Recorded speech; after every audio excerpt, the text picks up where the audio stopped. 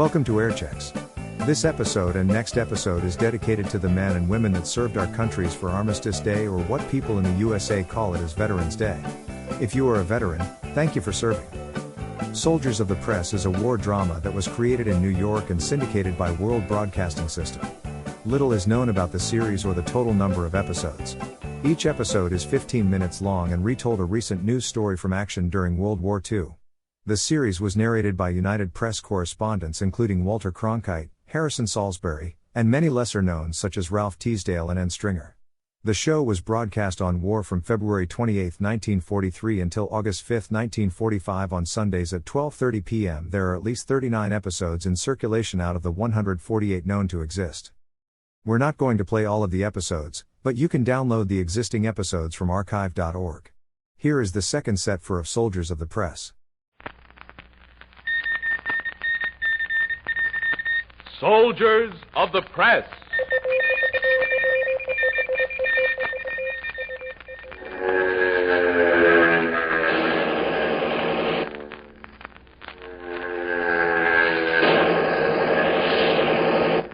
This week, Dry Martini. This is Reichsrundfunk, DJW Berlin speaking. We almost got the American bomber Ace Martini on Monday. We'll get him next time if he dares come back over Europe again. Get a load of that fathead Heining. That fat punk Goering, he and his whole Air Force are washed up, and yet they challenge us to come out and fight. There's a dramatic story behind that Berlin radio challenge to the heroic crew of the Flying Fortress Dry Martini. It's a story that comes to us from United Press correspondent Walter Cronkite. Recently, you heard Cronkite's story of his own flight with a fortress bombing Wilhelmshaven. Cronkite is assigned to a Flying Fortress base somewhere in England, and he knows the men of the plane whose name is Dry Martini, and whose insignia is a brimming cocktail glass. This is the story of one of those men, told by United Press correspondent Walter Cronkite. The crews that fly America's flying fortresses are among the best trained combat teams in the fighting forces. They're keen, alert, and every man knows his job like he'd been born for it. What's more, they're all swell guys, regular, fun-loving. Real American lads who have a grim and dangerous job to do and do it. And they ask nothing better than a chance to keep on carrying the fight to the enemy in the skies over Europe. Second Lieutenant Woody Clark is one of those guys. He's a navigator and a good one. His ship was the Dry Martini. I met him outside Operations Headquarters that Monday morning, just before the briefing began. A cold wind was sweeping across the field, and a fine rain was falling. All right, there you go. Hiya, Woody. What's good about it? I didn't say anything was good about it. Matter of fact, I think it's a stinking morning. That make you feel any better? Well, at least it's a realistic attitude. Okay, we're realistic. So suppose you tell me the correct time. Look, what's the matter, Cronkite? Can't you manage a watch that'll tell time on your expense account? Hi, Woody. Hey, Hi, what's kid. eating you this morning, anyway? All I asked for is the time. You act like I was asking you for the secret of the Norden bomb site. Oh, I'm sorry. I guess I'm just on edge. Okay, get out that Waterbury of yours and we'll set it. All right. It's, hi, kids, 5:47 less 15 seconds. Less 10. Less 5. Got it? Check. Thanks. Okay. You know, I don't blame you for being jumpy. I've only been up on one mission, and I'm not making this one, but I can't help getting butterflies every time. Oh, it's not that exactly. I guess I'm sore at myself more than anything else. What did you do? Buy a half interest in Buckingham Palace last trip to London? No, I just haven't clipped any coupons off Goering Preferred in about a dozen trips out. I'm beginning to think I don't know how to use that pea shooter I got up there in the greenhouse. So that's what's bothering you. You haven't claimed any German planes yet. Yep, I guess that's it. Everyone else with a gun station aboard the Dry Martini's picked off at least one. Well, I'm beginning to feel self-conscious. Now, isn't that too bad? No Fokker-Wulfs or Messerschmitts to your credit. Don't you consider it a bit of an accomplishment to bring that $750,000 kite home safe each time? Well, I still want to claim an enemy plane. I'm going to do it this time, too, or I'm going to ask for service with a ground crew. You'll nail one, Woody. I can feel it. We'll celebrate with an honest-to-God steak. Now, come on, snap out of it. Thanks, Mother. I guess I'm just the moody type. Come on, you guys. Pile in and look alive. Briefing's about to begin. Come on, Cronkite. Let's go. Right.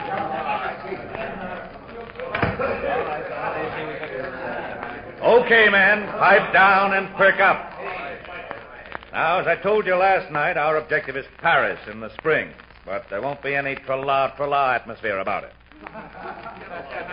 You all know the importance of this raid. It's a tough assignment. You know your plan of attack, and you've all had your instructions. So there's no need to go into that again. You'll have fighter protection going out to the limit of their range. And they'll pick you up at the same approximate point on your return. Intelligence reports there isn't much flak over Paris, but Goering's boys will throw the book at you coming back. Question. What about these fragmentation bombs the German fighter planes have been using against fortresses? They may employ them again. Probably will. But experience indicates they're no more effective than ack-ack fire. If one explodes near you, it's bad. But your principal worry will be the enemy fighter. You'll take off... As the briefing continued, covering point-by-point instructions, I made notes like the pilots and crews. The information available at a briefing is mighty valuable when you start writing your story of the raid. I could see Woody grimly scribbling on his pad. I could tell he was still tense and sore. The target for the day was the big Renault plant near Paris, used by the Germans as an aircraft engine factory. The promise of heavy opposition from enemy pursuits indicated that Woody would have ample opportunity to try for the scalp of one of Goering's boys. The briefing lasted more than half an hour before the wing commander said, That's all, unless there are other questions. Very well, then. School's out. Go on out and turn them over. And drop those bombs right down the smokestacks. Goodbye, Woody, and good luck. I'll have that steak waiting for you, so do your stuff. Okay, I like 'em rare and 2 inches thick. As the crews piled into the waiting trucks that would take them to their planes, I made my way to the bomber wing headquarters. It was raining, and I wiped the moisture from the window that overlooked the field. The planes were taxiing onto the runways. I could see their green and red recognition lights dimly through the fog. One by one, I could see them race down the runway. Then the first one zoomed directly overhead and faded into the dawn. They came over in rapid succession after that. Their motors blended into a continuous roar that died away gradually. The dry martini was on her way, with Woody up there in the greenhouse, busy with his charts and instruments. There was nothing to do now but wait. I walked back to the operations office.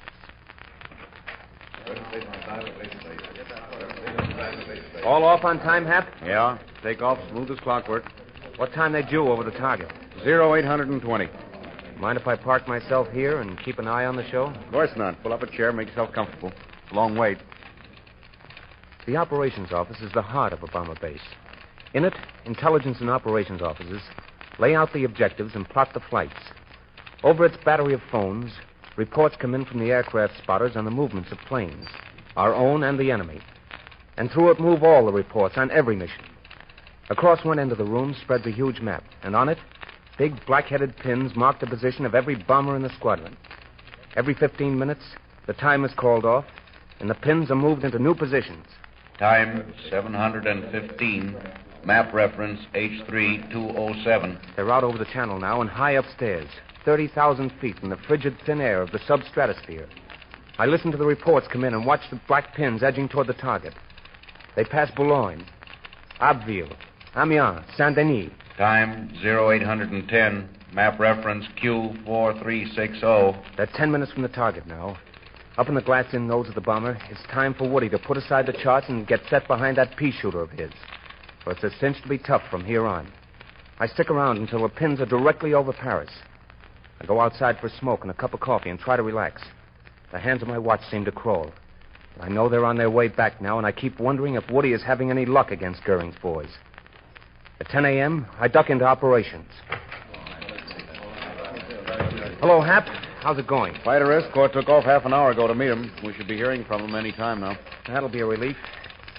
You know, in some ways, it's tougher staying behind than it is being up there. You can dream up too many things here. Up there, you're too busy to do much thinking about anything but essential business. Yeah, I know. Hello? Yes? Yes? Okay. Got it. Spotter reports a large flight of 4 motored bombers identified as fortresses just crossed the coast.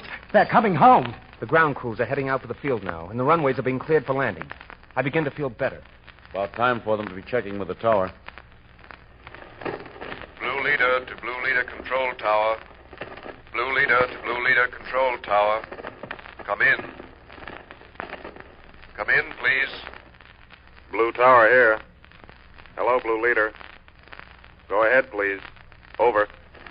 Blue squadron requests permission to land. Over. Blue leader from tower. Okay to land. Using number 1, 3, and 4 runways. Wind is west, 16 miles. You bringing them all home? No, sorry, no such luck. Army 29041 dropped out of formation.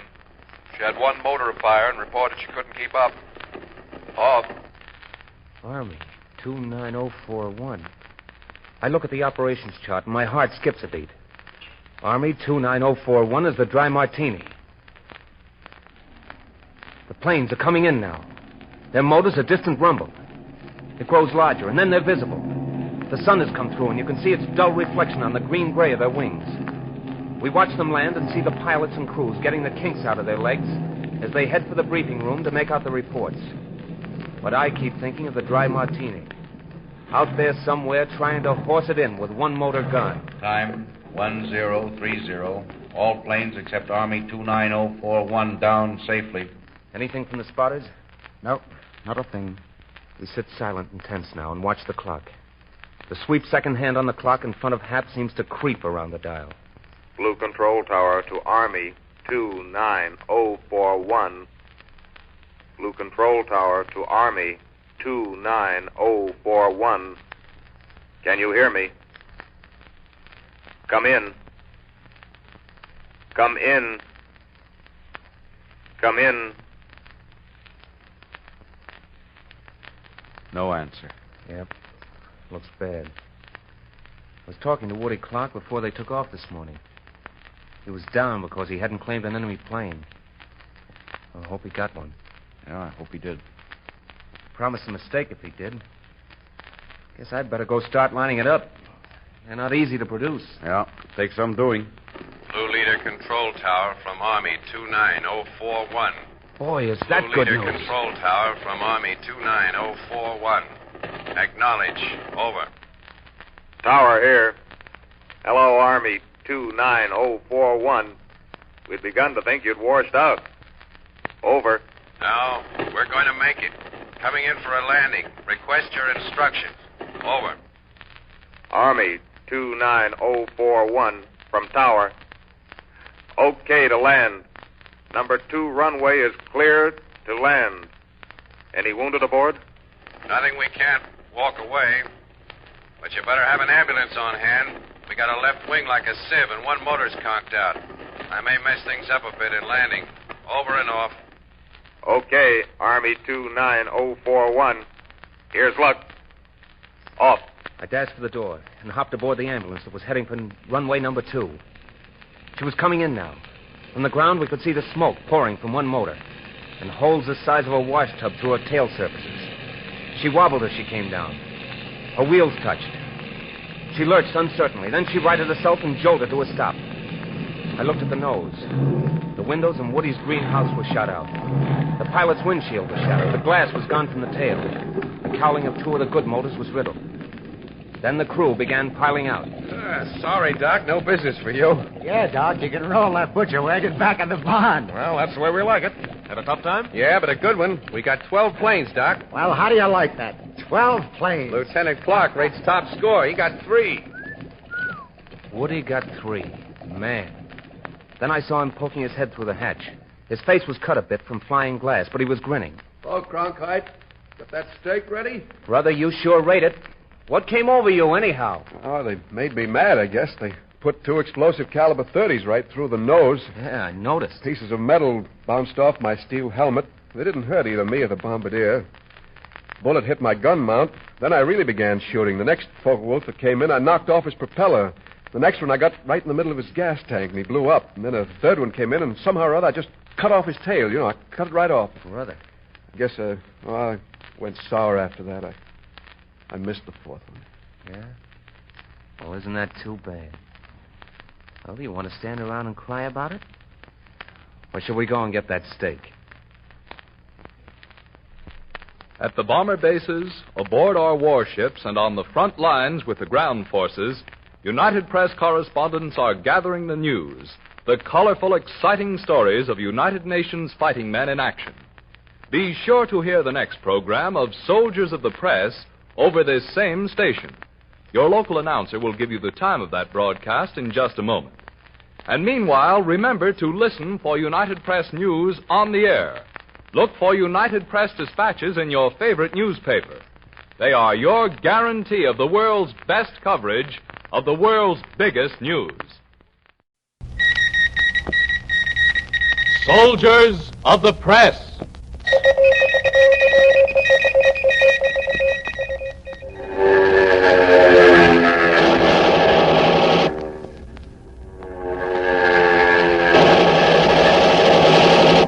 This week, Atlantic Convoy. Let her go, Mac. Last sling load coming aboard. Take her away. Easy with that stuff, boys.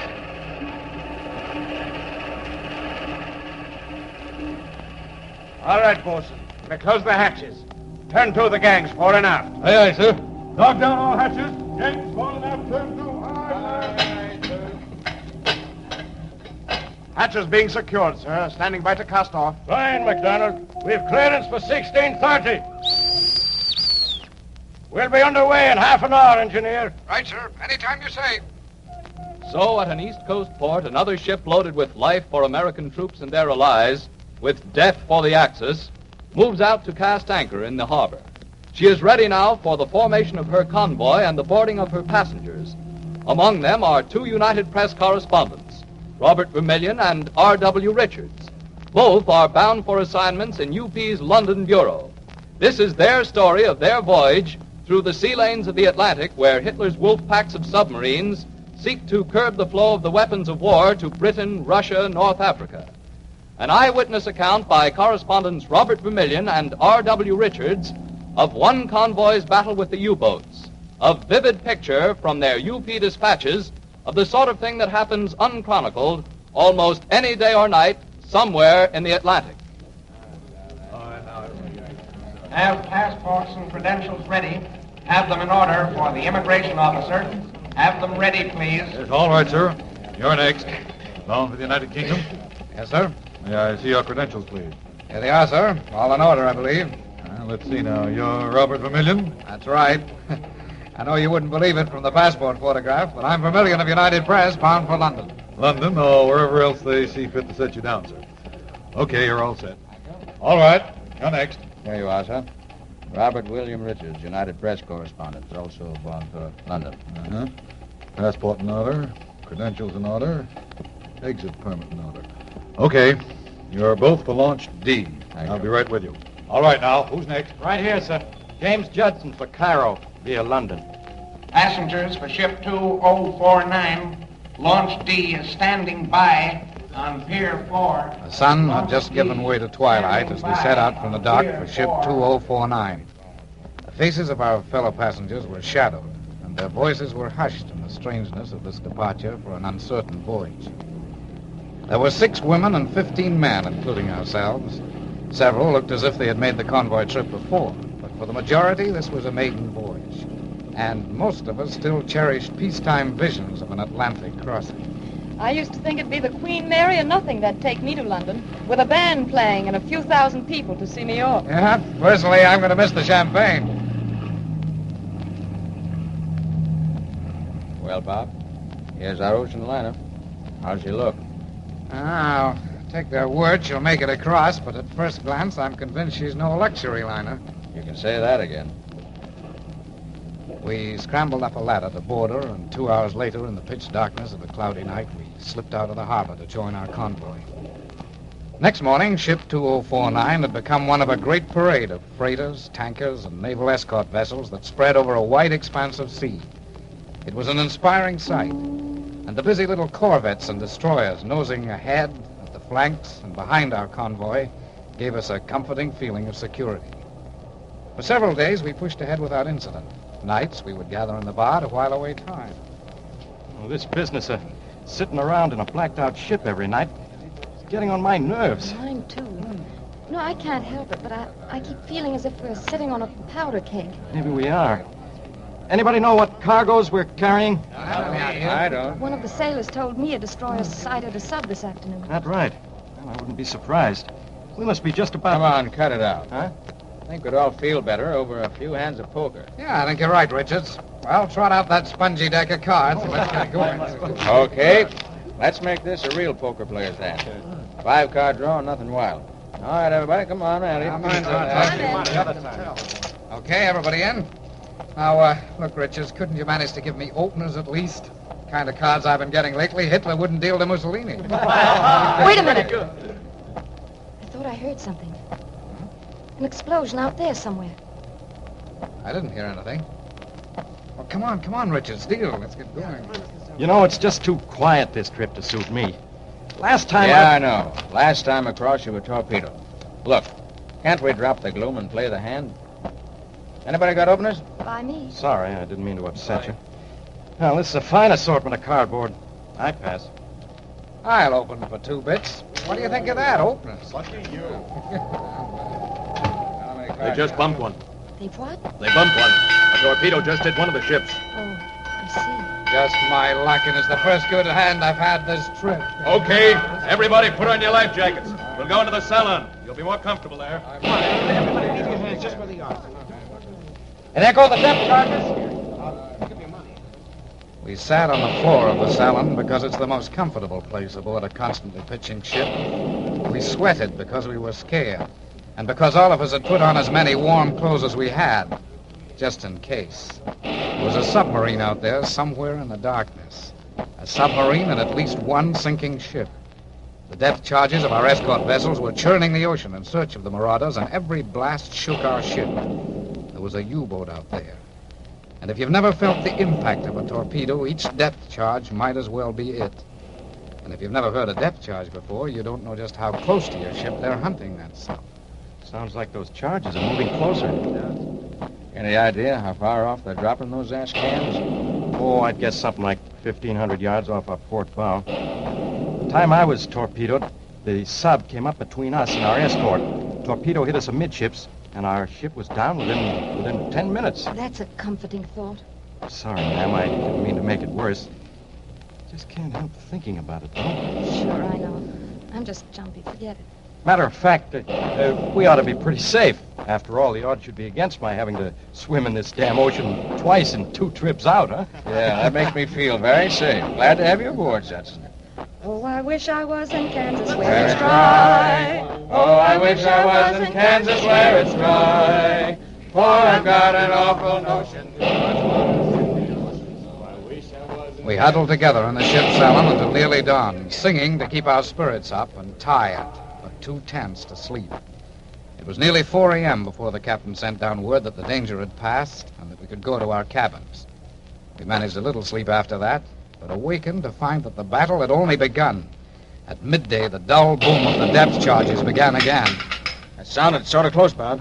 Now, here we go again. Let's go topside. I'm right with you.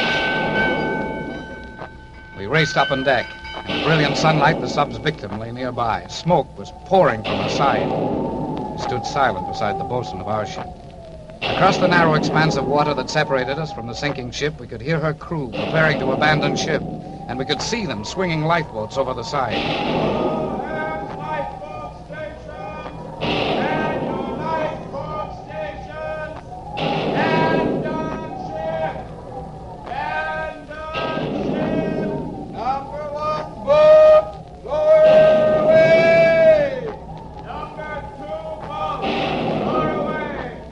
Corvettes nail that damned sub. Boy, he didn't miss having our number very much, did he? No, sir. That bloody U-boat came into the very middle of the convoy. That's pretty nervy, you know. Looks like we got a pack of them following us. And that's the way it went, day and night. Alarm after alarm. Sometimes no subs were sighted. Frequently, our convoy escaped unharmed. But it was wearing on the nerves. The weary crew of our ship had been almost sleepless since the attacks began. And several passengers volunteered to stand relief watches. That's how I happened to be topside the morning we nearly got ours. How you feeling, Vermilion? These early hours agree with you? Well, as a kid, I used to get up this early to hunt ducks. Our game's bigger here, so I guess I can keep awake. What time is it, anyhow? Nearly 2 bells. 5 o'clock. 1 hour of your watch is done. Barometer's falling slightly, sir. Diurnal fall normal. Wind force 4 and rising. Looks like we may be in for a blow. Very well, Mr. McDonald. Well, Vermilion, if the sea gets rough enough, the subs won't be so active. And I'll probably be seasick. But I vote for that heavy blow.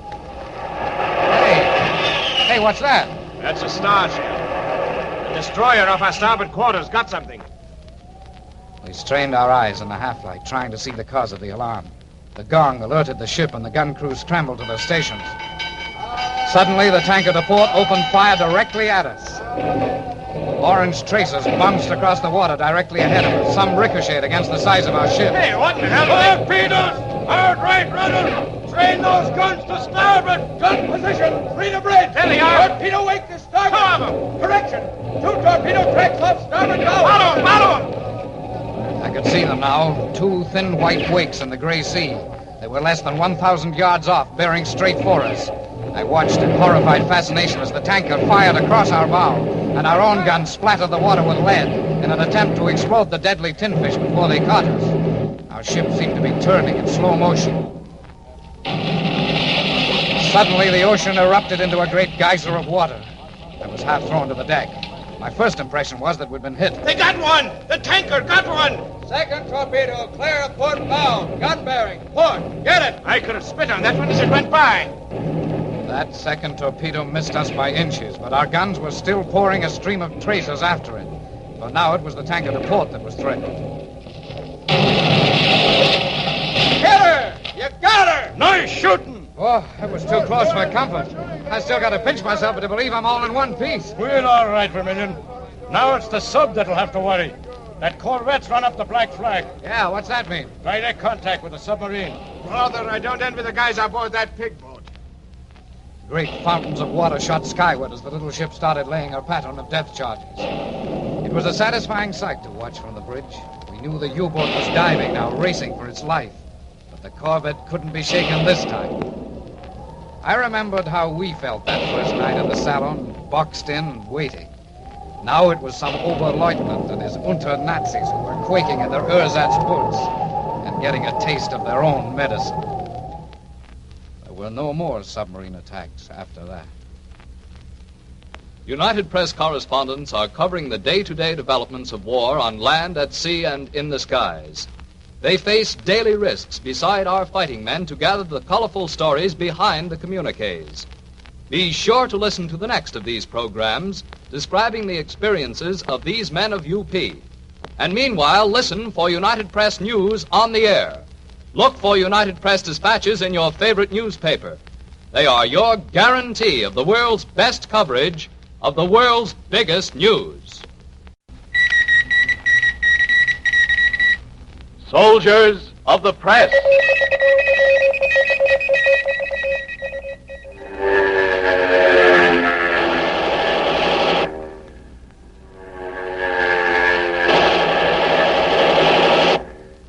This week, night patrol. Stand her off, boy. I'm standing. Advance and make yourself known. I'm Clinton B. Conger of the United Press. Here are my credentials. What's your business here, Mr. Conger? Well, I don't know. The Admiralty informed me this afternoon that if I came down here tonight, the boys would see to it that I had an interesting time. I was told to say strawberry control. Yes, sir. I think you'd have an interesting time, all right. Would you mind signing this, please, sir? United Press staff correspondent Clinton B. Conger signed a waiver releasing the British government from responsibility in case of injury or death. Then he was taken down deep into a great concrete structure along the waterfront.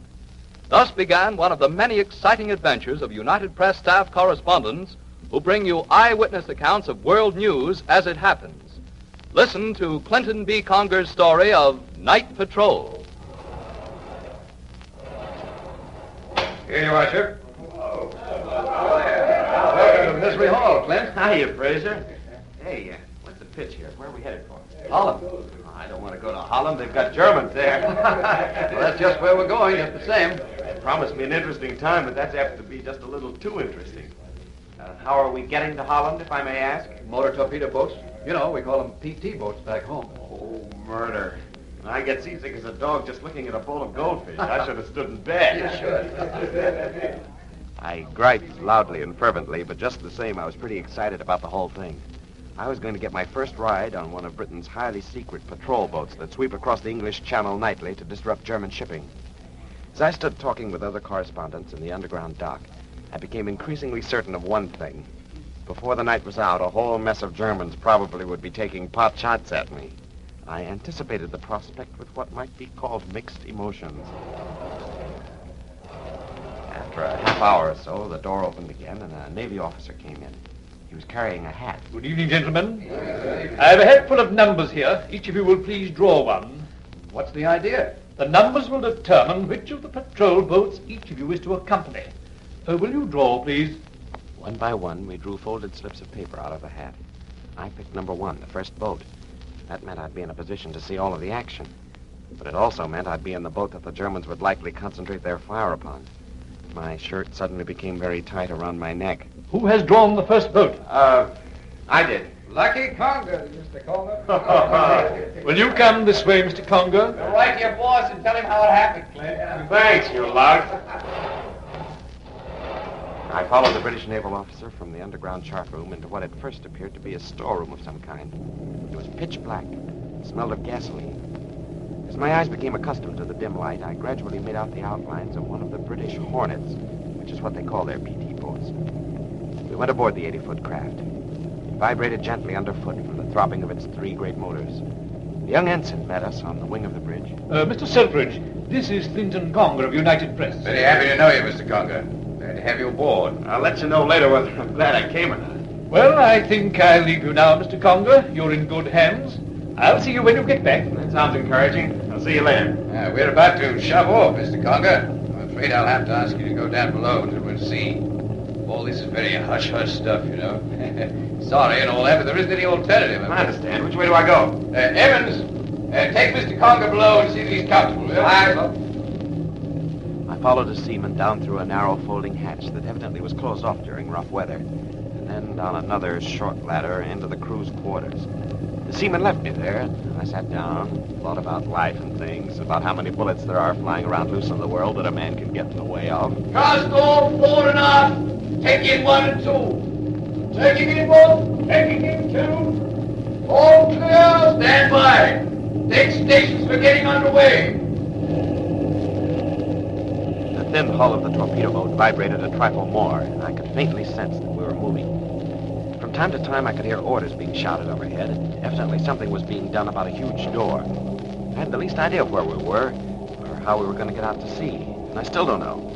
All I know is that after a half hour or so, the boat began pitching and tossing heavily, and I heard the officer barking, All hands put on your May Wests. Man battle stations. So I put on the life preserver that the seaman had given me, and I tried to make myself as comfortable as possible on that narrow bunk. After a while, the motion of the boat and the humming of the engines lulled me to sleep. Mr. Conger! Mr. Conger! An hour or so later, the seaman wakened me, and I went up on deck with him. It was dark now, and I could barely see the other boats in the formation lined up behind us. I went up on the flying bridge. Did you have a good nap, Mr. Conger? Yeah. Any excitement? No, not yet. I thought I might as well let you sleep on the way out. Pretty dull, really. But we're getting close now. Another hour or so, we'll be in the thick of it, I shouldn't wonder. Not too thick, I hope. Well, they told us to give you fellas a good show, so we're going a bit further in than usual. We're quite likely to have a first-rate rumpus. That'll be nice. Excuse me. Quartermaster, tell the engineer to stand by for emergency changes of speed. Aye, aye, Club. I watched while the quartermaster crawled aft along the narrow deck to the engine room, where he opened a little hatchway in the deck. Then a head appeared in the opening. The quartermaster shouted into the ear of the engineer. He grinned, nodded, and then disappeared. I asked Selfridge about the engine room. It seemed awfully small from where we were standing. It is small. Chaps have to crawl around on their hands and knees down there. Oh, there's more than one? Oh, quite. 2 men, 3 engines. Dreadfully bad job, that. I should like to have it. Wear plugs in one's ears all the time, you know. Go deaf otherwise. Engines kick up a horrible fuss when we hit top speed. You mean we aren't going top speed now? Heavens, no. Only about half. We can make 70 knots, you know. I didn't know. But 70 knots is a healthy 80 miles an hour. I had a sudden great respect for these boats and for the men who run them. As we raced for the Dutch coast, I looked the boat over from end to end, hanging for dear life to a railing thoughtfully provided for that purpose. The forward end of the boat was high out of the water now. The stern was dug down deep as the propellers screwed into the sea. Everywhere I looked, there were machine guns and torpedo tubes. At the ensign's elbow was a small deck gun. Altogether, this was the most deadly-looking weapon of war I'd ever seen.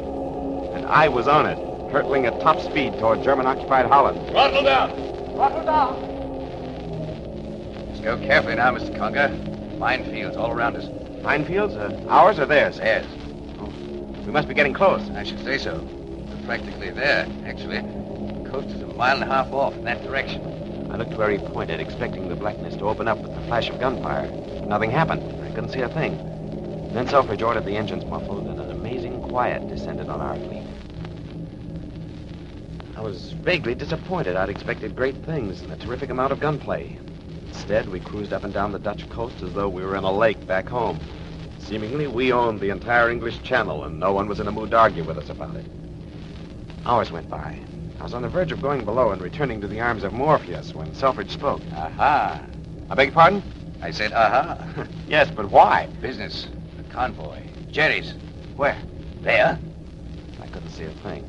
I was about to tell Selfridge I thought he was imagining things when the night cracked wide open with a blaze of light. The Germans turned a searchlight on us. Take off mufflers. Full speed. All right, rudder. Hang on, Mr. Conger.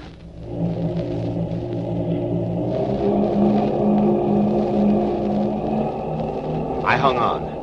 The torpedo boat almost leaped out from under us as the engines opened up.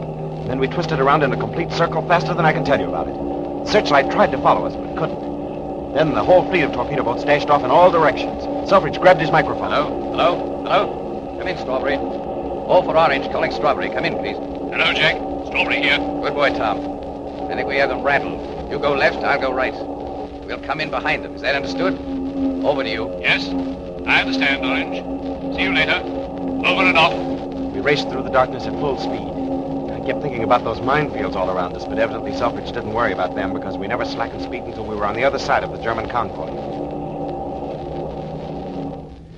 Then the mufflers were put on the motors again, and we crept slowly in towards the enemy ships. Everybody was tense and quiet. And then, dimly at first, I saw a large shape looming up ahead of us. An enemy ship. Stand by to fire torpedoes. Standing by, sir. Stand by old guns and train on target. Standing by, sir. Quietly, we edged toward the German ship. She was about a mile away when we first saw her. We'd covered about half the distance when a blinker light flashed at us from her bow.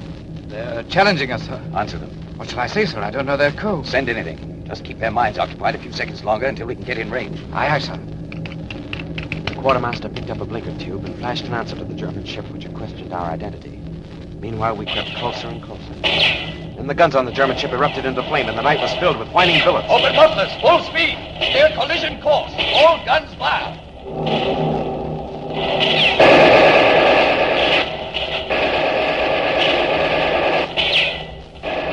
Now our boat leaped through the water again, directly at the German ship, right into the teeth of our machine guns and 3-inch shells. I ducked down below the bridge and stayed there, crouched behind the bulkhead. Occasionally, I stuck my head up for a look. The enemy ship was really a small one, but she looked bigger than a battleship from where I sat. I felt acutely unhappy, especially so since we were steering directly for the enemy ship and going like a bat out of Brooklyn. Stand by forward torpedoes. Standing by. Selfridge stood up with the tracers whistling around him and kept his eyes on the enemy ship. I was content to keep my eyes on Selfridge. All right, watch it now. I'm going to fire. Fire one. Fire two. Left rudder. Let's get out of here. Break your sticks going by.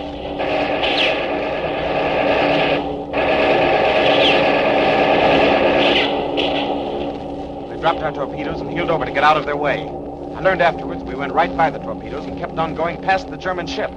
I wasn't watching. I was huddled behind the comforting protection of the bulkhead. A few seconds after we heeled over and raced away, the whole sky seemed to fall in on us. Got him!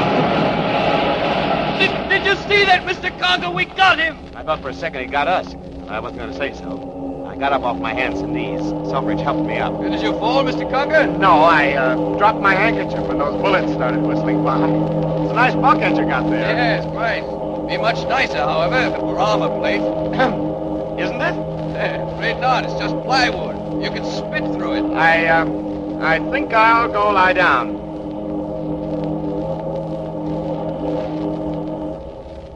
quite an adventure.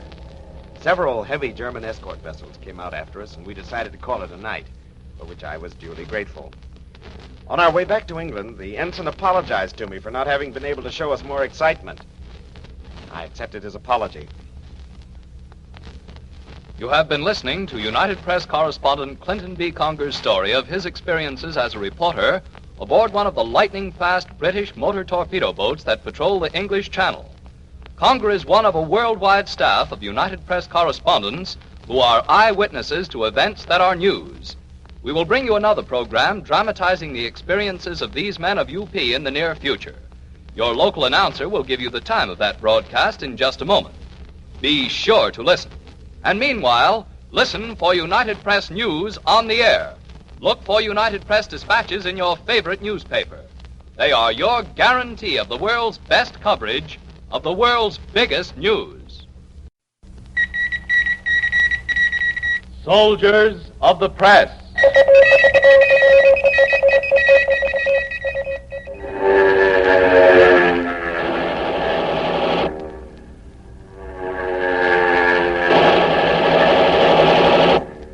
This week, torpedo.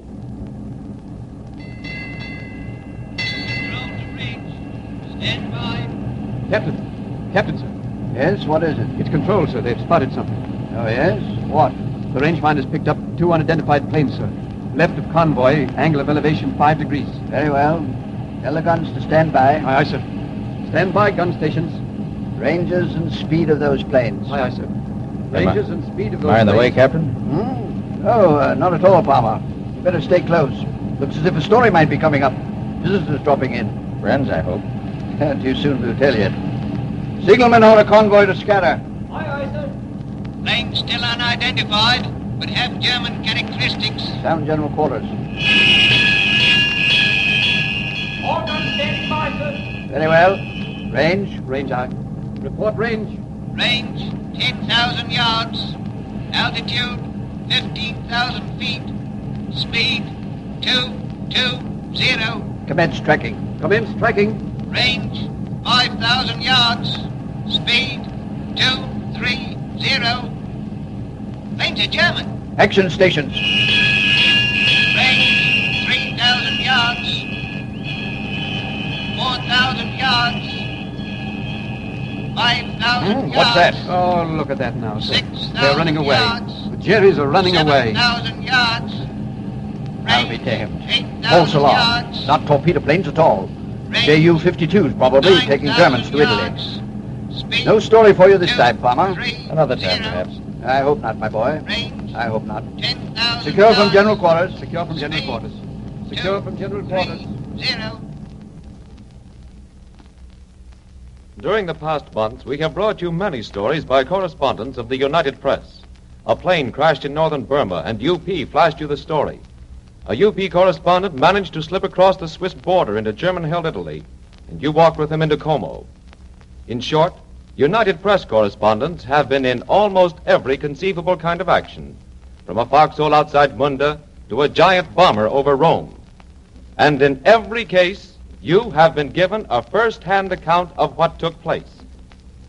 This time we have a different story to tell, a story filed by George Palmer of the United Press. This is a story of how it feels to be aboard a convoy ship, and of how it feels to be torpedoed. How does it feel to be torpedoed? Well, in the first place, you don't believe you have caught a fish. That's what they call being torpedoed, catching a fish. You're sure you've hit an iceberg, only it's too hot for icebergs.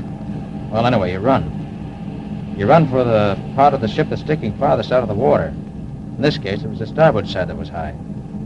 It happened like this.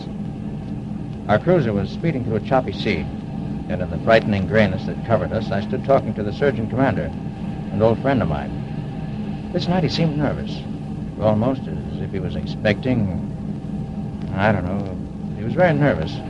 I'm what? Nervous. I said you were nervous. I? Why, this trip is nothing. Last time I was on a convoy going to Malta, and what's that out there? Cruiser? Over there? Looks like a destroyer. Then it's a cruiser. Been painted, camouflage. Dark out, isn't it? Yeah. Wish it was dawn. It's barely dusk. Yeah, I know. Wish it was dawn. So do I, George. When we had that false alarm before, I was sure those 2 German torpedo planes and... You know, I'd like a cigarette right now. Can't smoke on deck, you know. We blacked out. Yeah, I know. I had to go down to my bunk to get one, but... No, I'll skip it. What were you going to say? Well, sounds kind of stupid, but you see, there's a certain spot of paint in the wall of my cabin. Well, I keep thinking somebody's going to stick a torpedo right through that spot. Sounds stupid, doesn't it? Stupid? Not at all.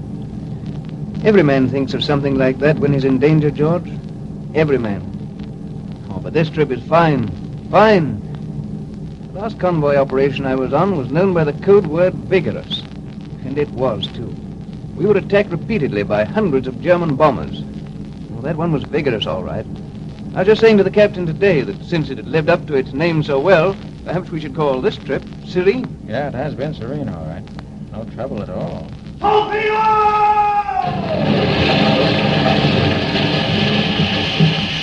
No trouble at all.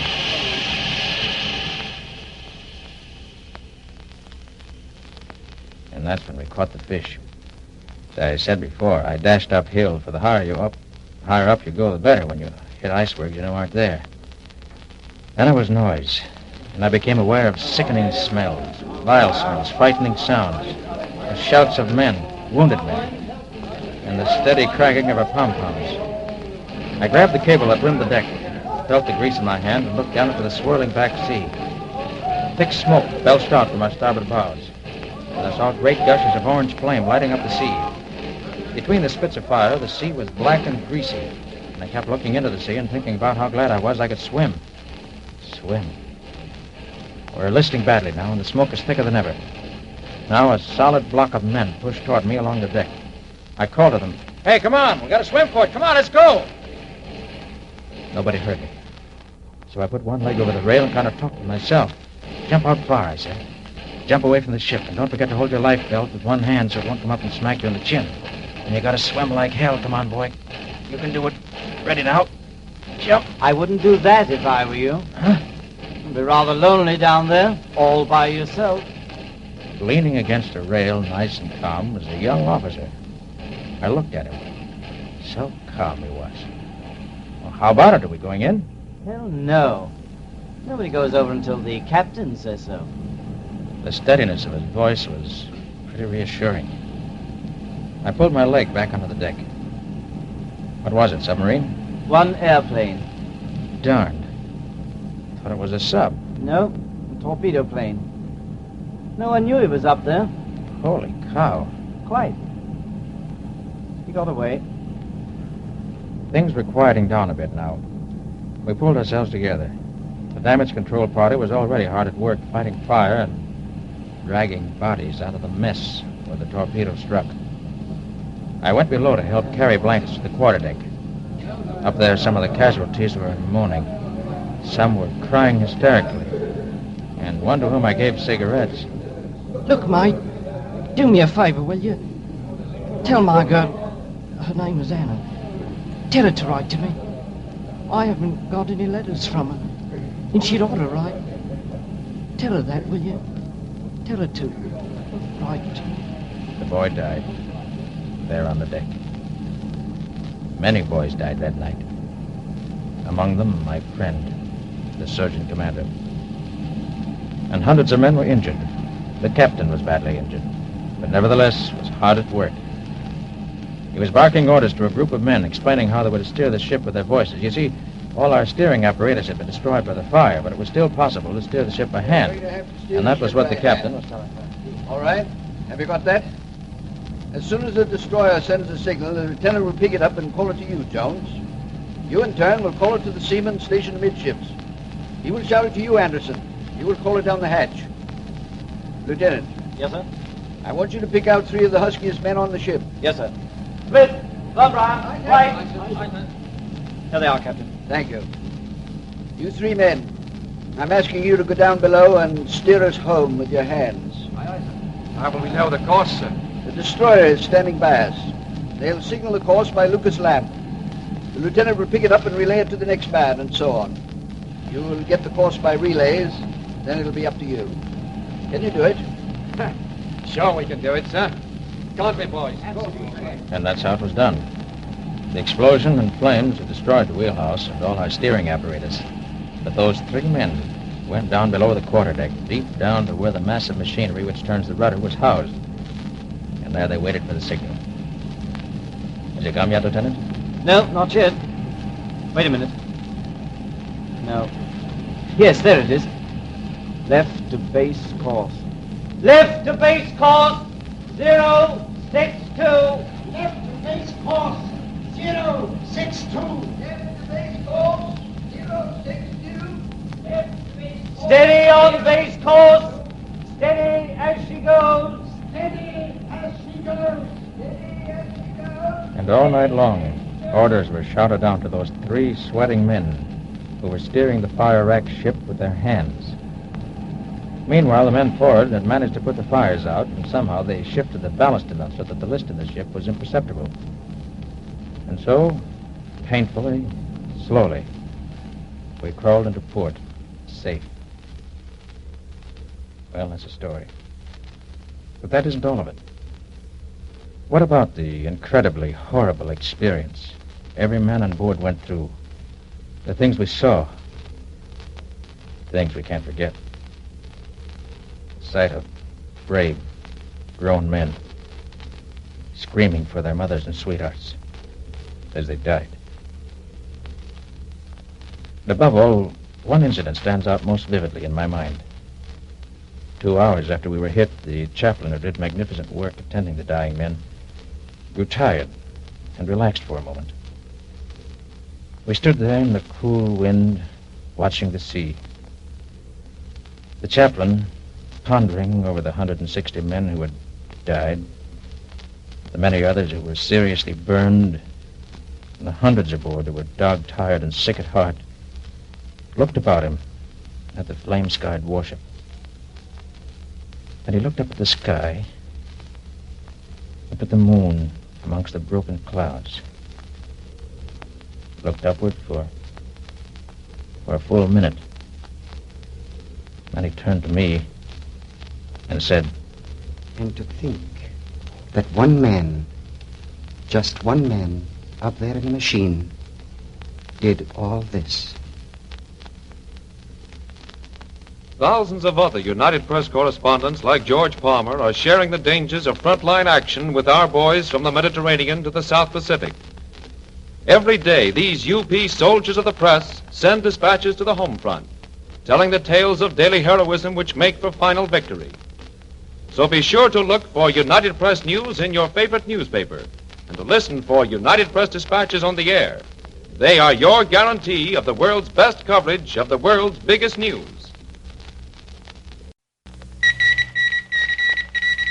Soldiers of the press.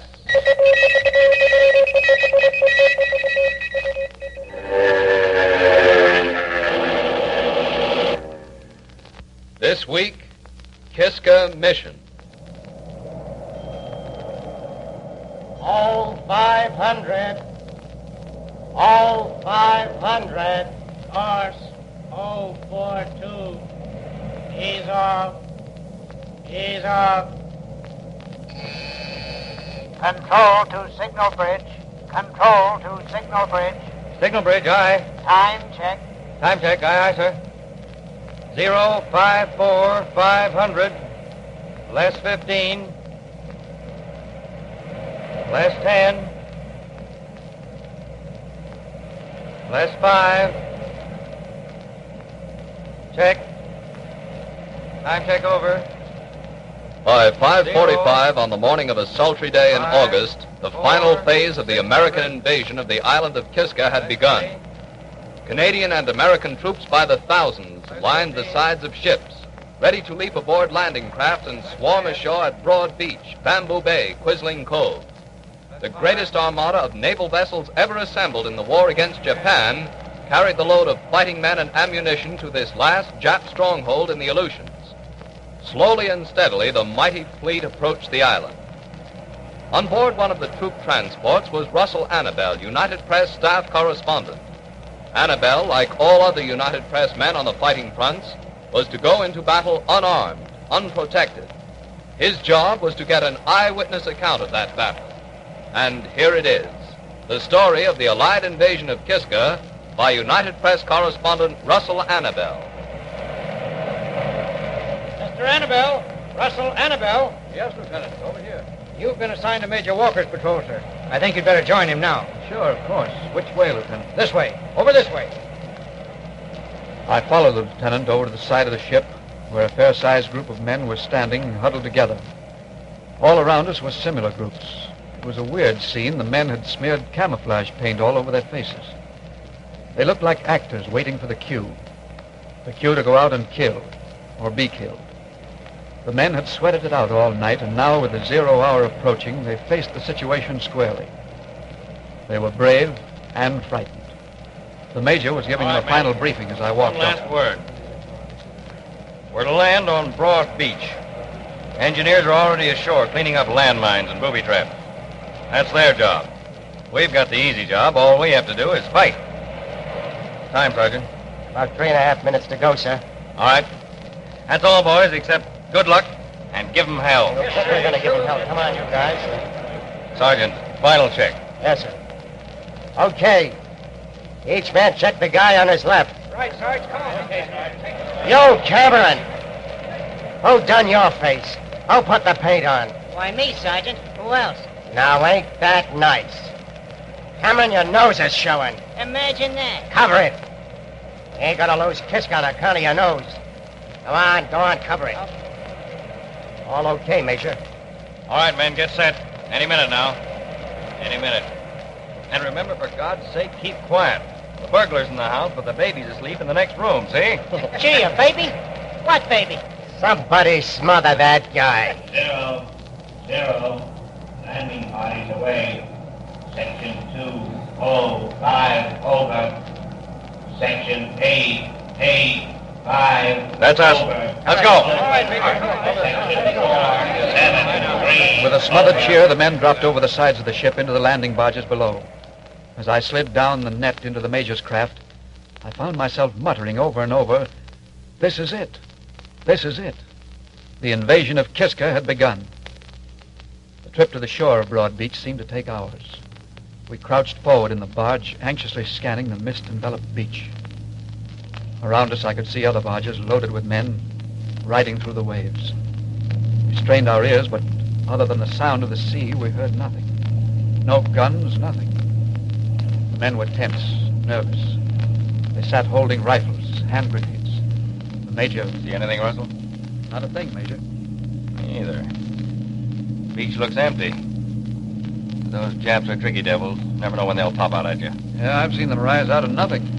Let them rise. We're ready. All right, here we are. Hey, just look at that beach. Broad Beach? Hell, it's about as wide as a ruler. All right, men. Ready. Okay. Down the ramp. Scramble. Assemble. Everybody assemble. Quiet. They haven't spotted us. Get down flat. Sergeant, phone set up? Right, sir. Here it is. 885 to Boy Holland 2. Boy Holland 2 to 885. Go ahead. Go ahead. Landing concluded without incident. No sign of enemy. Over. Good. Proceed to objective. Watch out for traps and landmines. Bearing left on beach. Boy Holland 2. Over. Right. 885. Over and off. Sergeant, let's go. Tell your men to watch out for mines and booby traps. Yes, sir. Okay, everybody. Feet off the ground. Walk with your eyes. Traps and mines. Mines? You mean gold? Okay, funny man. Just watch it, that's all. Just watch it. We moved on up the beach. The men fanned out in single file formation as we made our way over the tundra toward the highlands. We crept along slowly, cautiously. Not a sound did we hear. Not a Jap did we see. Eerie, ain't it? Yeah, I don't like this. Go slow, Frank. Go slow. Sure. Hey, Sarge. Ain't that one of them? Huh? Jap? Where? Nah, a trap. Huh? Let's see. Yeah, sure it is. Look out, Frank. Don't touch it. Okay. Just look at that, will you? If that ain't clumsy. A tin can loaded with dynamite. And they use a nail as a detonator. Ah, the stupid jerks. Our objective was a heavy Jap emplacement on a crest of Robber Hill. We all tightened up as we crawled nearer and nearer. Easy now. Easy. Watch it. Watch it. Major, look. There's a Jap. He's moving. I think he sees us. All right. Keep your men back. I'm going up. I'm with you, Tom. Hey, me too. We decided to flank the emplacement, moving in on the Japs from the rear. We crawled painfully through the grass, expecting at any minute the Japs would spot us and blow us to hell. As we reached the top, the sergeant pulled out a hand grenade and... Oh, baby. Look at all of them rats. This is going to be a pleasure. 2 grenades should do it. Major, look. Huh? Look up there. Listen, they're going to see us in a minute. I'm going to heave this. Sergeant, wait a minute now. Don't throw it. But Major, them Don't Japs throw that grenade. Look. Huh? Well, I'll be damned. Look at that, will you? Those ain't Japs at all. Just a flock of stinking scarecrows. And that's what they were. This Japanese emplacement was armed to the hilt with mortars, field pieces, and machine guns, all manned and guarded by straw scarecrows. We couldn't believe it. The sergeant just lay there shaking his head. I could have sworn they was moving. We rested a moment while we inspected the guns and mortars. The major called me over. Russell, look at this. Yeah, all these guns are freshly oiled. No rust on them anywhere. Means the Japs haven't been gone long. They might be anywhere, over the next ridge, or on top of the next hill. Anywhere.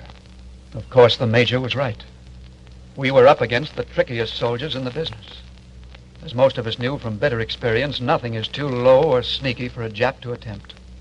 And we could not afford to become careless. These Japs might be anywhere, any place at all. But where? The major gave the command, and with the rest of the patrol, we moved on. Our next objective was the main enemy garrison. We circled back over the tundra and on down to the beach. And we were again warned by field phone to watch out for landmines and booby traps. As we picked our way carefully through the fog, one of the men... Major, sir, look over here. What is it? Me and Jim found something over here, sir. All right. Now, what is it? See? By the water, sir. A whole flock of footprints. That's right. All leading to the water. What do you make of that, Russell?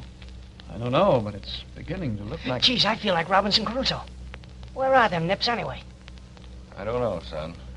But one thing's sure, we're going to find out. By now, the fog had become so thick we could barely see 10 feet in front of us. This heightened the feeling that we were walking right into a trap. Among the men, tension mounted as we neared our objective. In a low voice, the major ordered the men to spread out and move in on the garrison in a sweeping half circle. As we closed in on the enemy stronghold, the second order came. Fix bayonets. As we crept nearer and nearer... Hey, Sarge. Shut up! Listen, Sarge. There's something moving in that dugout up ahead. Huh? Yeah, there is. Come on. Let's get him. Yeah, okay. Now get around by the door there. And when I give the word, you kick it open. And I'll toss this hand grenade in. Yeah, then what? Then we run like hell. Got it, Frank? Sure, let's go. All right. Easy now. Easy. Okay, Frank! Stop it, Sarge. Hold it. Look, them ain't Japs. They're dogs. Well, I'll be damned. 5 dogs. What is this? Sergeant, what's wrong here? Dogs. What's that? No Japs, just dogs. You know, Major, at this moment, I'm probably the most frustrated guy in the United States Army. Like Russell Annabelle in the North Pacific area, United Press correspondents in every theater of military operations are living with our armed forces. Daily, they go with them into action to get the exciting stories of daring and bravery that lie behind the official communiques. We will bring you another thrilling story of these soldiers of the press soon. Be sure to listen. And remember to listen for United Press news on the air. Look for United Press dispatches in your favorite newspaper. They are your guarantee of the world's best coverage of the world's biggest news. Soldiers of the Press.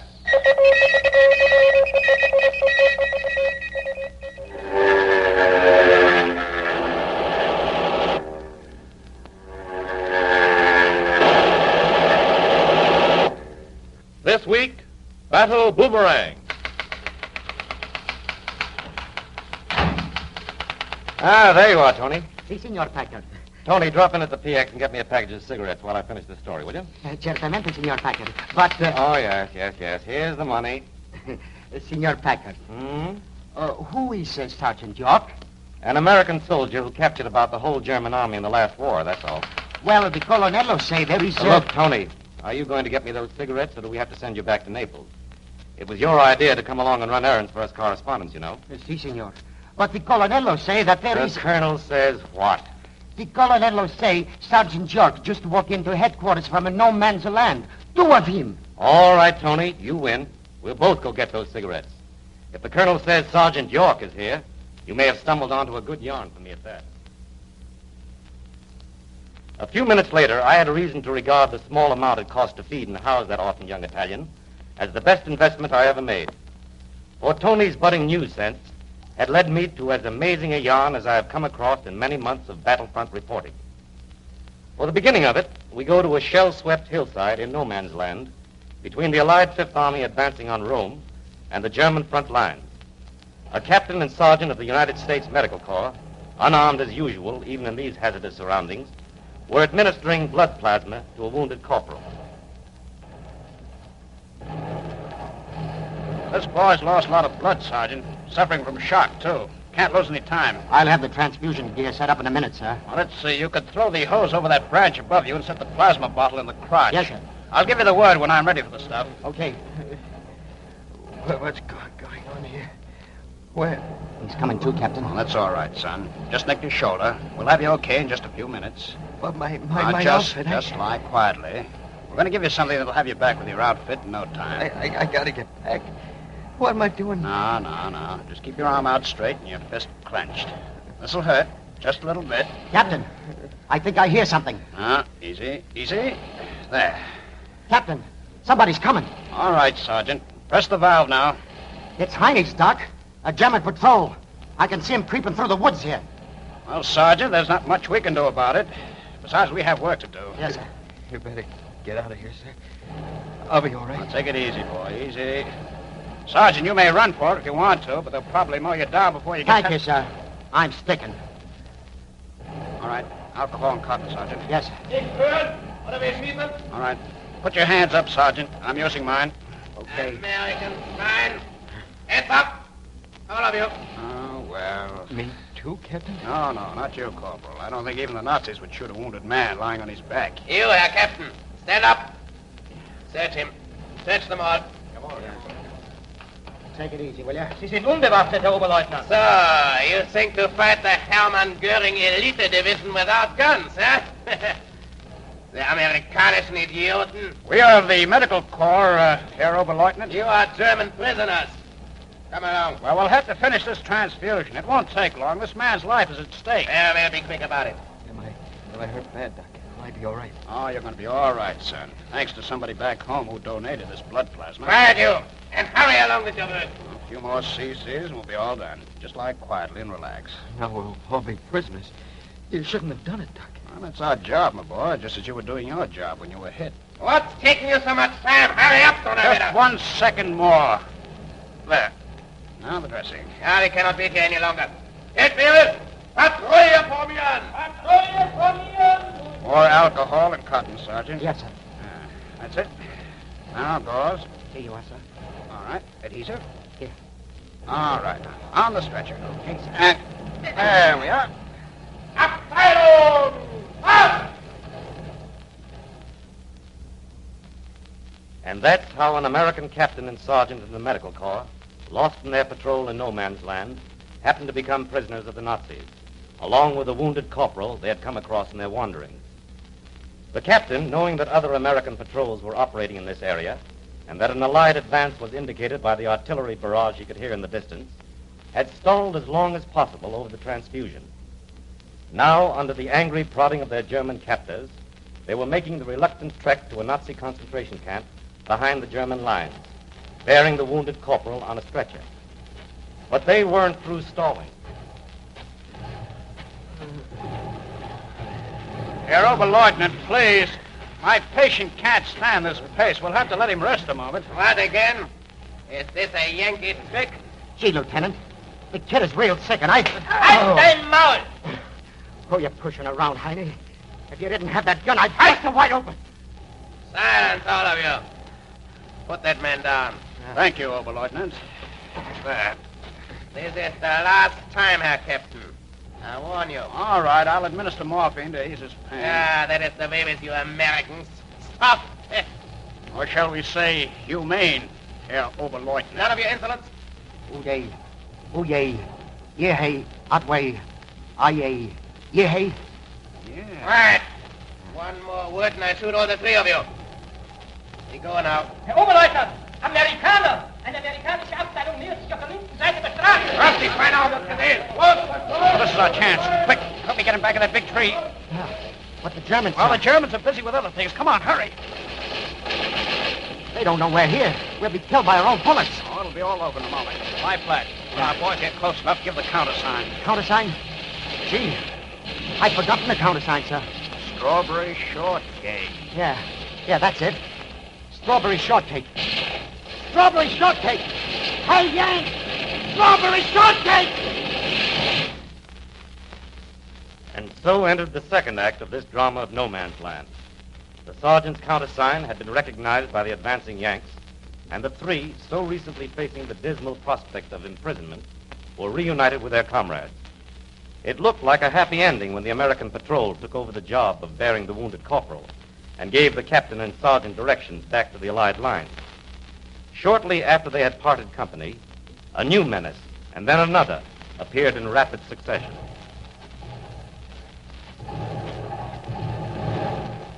Say, Captain, I'm beginning to think our guys don't like us. What do you mean? That ain't Jerry artillery fire, and it's getting closer all the time. Well, our fellows couldn't very well know we're here. Even if they did, they couldn't hold up the war just because we got lost. Captain, sir, don't you think we ought to try to walk around this barrage? Yeah, and get lost again? Well, sir, I'd rather be lost than dead. Well, just keep down as much as possible. We'll be all right. Okay. Say, ain't that a farmhouse up there ahead? Yeah, you're right. Now, we'll make for it and take cover till this thing blows over. Captain? Yeah? You know what I'd rather be doing right now? Well? Eating some of my mom's homemade strawberry shortcake. Yeah, that wouldn't be bad. Not bad at all.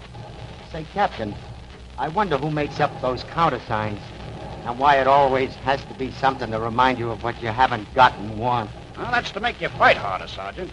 So you'll get home quicker where you will have it. Home. Gee, sometimes I wonder if there is such a place. Like I remember it. Yeah, it does seem almost too good to be true, doesn't it? Yeah. I wonder what my girl's doing right now. Gosh. Say, you got a girl, Captain? Oh, you bet. Two of them. Both blondes. Cripes. A bigamist, huh? One 22, the other 2. Oh, I get it. Now?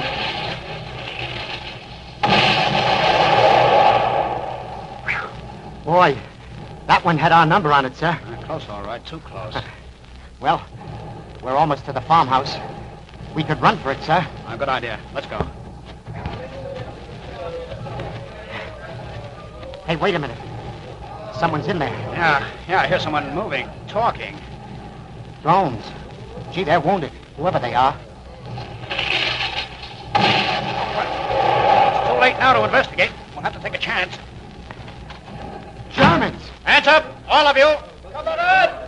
Hands up, you guys. One false move and you'll all be killed. This place is surrounded. Hand over that gun, you. Who's in command here?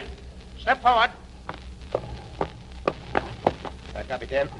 Well, Herr Oberleutnant, we meet again. Yeah. Unfortunately.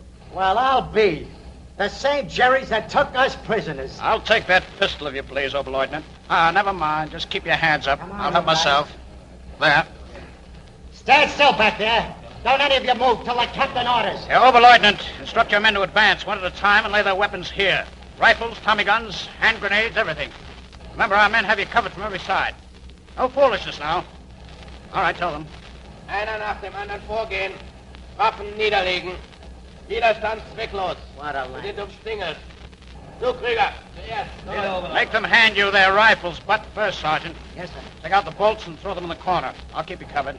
Oh, You, Schmidt. here's a Tommy gun for you, Hand the Captain. guns in. Butt first. It's more business, like. Thanks. Hand your weapons Watch to them the carefully now. Sergeant. Some of our friends of this morning don't seem to like us. Yes, sir. You men collect those of the wounded and bring them here. Guess the colonel will be pretty glad when we walk in with this haul, huh, sir? Oh, you bet. With all these prisoners, you'll be a modern Sergeant York. What's Sergeant York got that we haven't? Well, you should know, Sergeant. Strawberry shortcake. But the captain and sergeant did get strawberry shortcake that night. When the colonel heard the story, he ordered the mess sergeant to have it for chow if he had to make it out of strawberry jam and GI biscuit. And that's the way it was done. I saw to it that Tony got an extra large piece for tipping me to the story. Not the story of a big battle, to be sure, or even a minor engagement. Just how two unarmed medical men, in one brief day, had managed to get lost in the outfit, save the life of a corporal, be taken prisoner by the Nazis, and in turn, take their captors, 20 of them, prisoner. But it's acts of courage, heroism, and resourcefulness like these by men in every unit of the Allied forces that win the engagements and speed the day of ultimate victory. Like Reynolds Packard, United Press war correspondents are on the job to bring you eyewitness stories from every battlefront. We will bring you another thrilling story of these soldiers of the press soon. Be sure to listen. And remember to listen to United Press News on the air. Look for United Press dispatches in your favorite newspaper. They are your guarantee of the world's best coverage of the world's biggest news. This week, Leathernecks at Tarawa.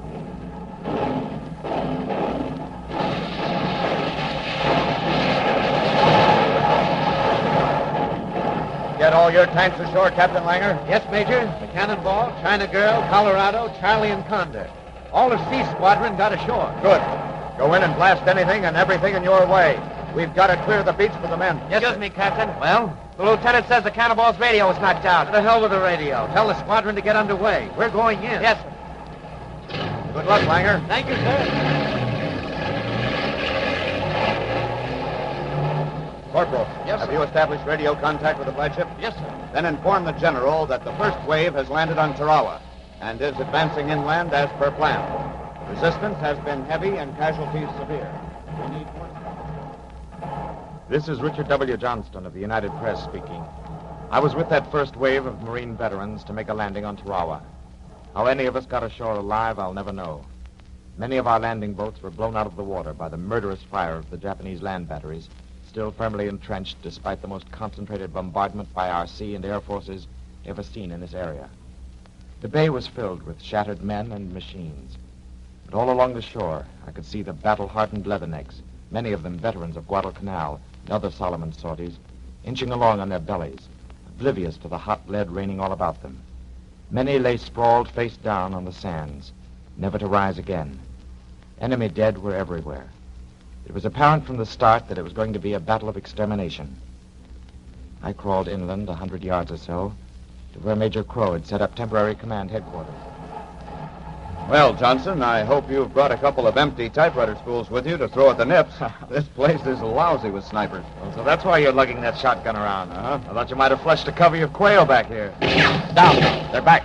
Where? I don't see anything. Be quiet and keep your eye on Daniel Boone. See what I mean? Well, you got him, Major.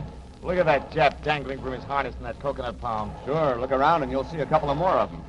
Say, you're right. A one-man army, huh? Oh, this is bush-laid stuff compared to what that tank squadron is doing farther inland. Have you heard from Captain Langer and the rest? Yes, our radio picks them up on battle frequency. But those big guns tell me all I want to know. Well, so that's what that is, our tank cannon. Mm-hmm. I noticed the sound's getting farther and farther away all the time. Yeah, C Squadron's still advancing. Well, let's go inside and see if we can tune in on them. Corporal. Yes, sir. You still get their signal? Yes, sir. The China girl's trying to raise Captain Langer now, sir. He can't. The Cannonball's radio has been knocked out. Well, Captain Langer isn't in the Cannonball anymore, sir. While you were outside, I heard him tell Lieutenant Bowser the Cannonball took a shell and was knocked into a bomb crater. He's transferred to the Colorado. Well, turn that up a little and let's hear what they're saying. That was the last of the Condor. Charlie was blown out too, Captain. More of a crew were wounded and lying out there in Foxhole somewhere. Radio the base, the approximate location, Ed, and ask them to send out stretcher bearers. Over. China Girl calling Blue Leader. Come in, Blue Leader. Blue Leader in, China Girl. I heard you talking to Colorado. What's the map reference? N35, Skipper. Looks like they're pretty bad off. We'll take care of them. You and China Girl proceed according to plan. Am I understood? Message understood, Skipper. Good hunting to you all. Good luck. Over and off. Oh, the boys are having a time of it. Yes, Langer reported earlier that some of those Jap pillboxes have concrete walls 25 feet thick. On top of that, an equal thickness of coconut logs and coral. No wonder our naval guns and aerial bombs didn't blast them out. Nothing less than a direct hit would do that. Well, what's the answer, Major? There's only one way. Go in and get them. You mean rush a gun emplacement with fixed bayonets? Hardly. Hand grenades down the entrance would do it, though. But they'd never get near enough. Langer's tanks could. Flamethrowers could. And that's the way it was done. That plus some accurate bombing by our Navy and Air Force, which they were able to do with pinpoint precision only because our men on the ground paid with their lives to hunt out the strong points and relay the information back. I made my way back to the beach, where a temporary field hospital had been set up behind a sand barricade, the only natural shelter on the whole barren atoll. The place was swarming with our wounded, and the medical men worked feverishly over them. I set up my typewriter on an empty ammunition case and began typing out my notes. Say, could I grab a butt from you, buddy? Oh, sure, Mac. Here. Where'd they get you? I don't know exactly. Feels like I'm sawed in two. Better not try to talk. The doc will be along in a minute and fix you up. Inside my tunic. Take it easy, Mac. Letter. Mail it, please. Okay. Hey, Doctor. Give me a hand here. Yes? Yes, what is it? This man, he's dead. Well, there's lots of others around here. I know. Doctor, could I see a minute? Well? Could you just set this arm, put a splint on it or something? I've got to get back. I'm afraid a one-armed officer wouldn't be much good out there, Lieutenant. But I've got to get back. Please, Lieutenant. Let me care for the severely wounded first. Oh, sure. I'm sorry, Doc. Where's your outfit, Lieutenant? We're over on the left flank, trying to knock out that Jap battery near the pier. It's murder to let the second wave come in against that crossfire. It'll be murder for us if they don't get here. Yeah, I guess you're right. Besides, I think the Major has some plans for those babies. Oh, you've seen Crow? Did you ever see anything more terrific? Stamping around, giving orders, and blasting Japs with his shotgun between times. Looks like your own men are pretty terrific, Lieutenant. Huh? The Jap batteries quit. Hey, you're right. The boys got him. They got him. Would those be our Hellcats coming in for another pass? That's it. Blowing close to the shore. Under cover, everybody. Would you care to join me in the slip trench, Lieutenant? With pleasure. Here, let me give you a hand. Right. Here we are. Say, you know where I'd rather be this afternoon? Watching the Army-Navy game? Nah. Down at Louis'. Louis? Who's Louis? He runs a little tavern in my neighborhood on the outskirts of Chicago. I get what you mean. Gee. Wonder if the beer tastes as good as I remember. You had any of that Jap beer they captured back in the Solomon? Oh, don't mention. I hope they're brew's better here at Tarawa, where they're closer to home. And the beating this place is getting, I don't think there'll be even a beer bottle left whole when it's over. Oh, damn! They got me again. Where? Here, look at you. Oh, in the chest. Something hit me in the chest. Could this be it? Well, I'll be. 50 caliber shell kicked out by one of our own planes. Well, I hope its bullets found a better mark. And so it went for the next 3 days and nights. Our casualties streamed in at an alarming rate at that beachhead hospital. The Higgins landing boats continued to pour men ashore, but it seemed to me they took back a larger number of wounded than the reinforcements they brought. Yet one by one, the enemy pillboxes were silenced, and inch by inch, those gallant, weary Marines made their way across the T-shaped atoll, mopping up. On the morning of the fourth day, I happened by Major Crow's command base. Oh, hello, Johnson. Hello. Still in one piece, I see. Yes, but from what I've seen these last few days, I'd say you and I are the only ones of the original wave that are. Oh, you're wrong there. Remember our friends Langer and Bowser, the Colorado and China Girl? Are those tankers still at it? And, since you were here last, they've knocked out the superstructure on the wharf. Killed 100 or so Japs who came boiling out of it.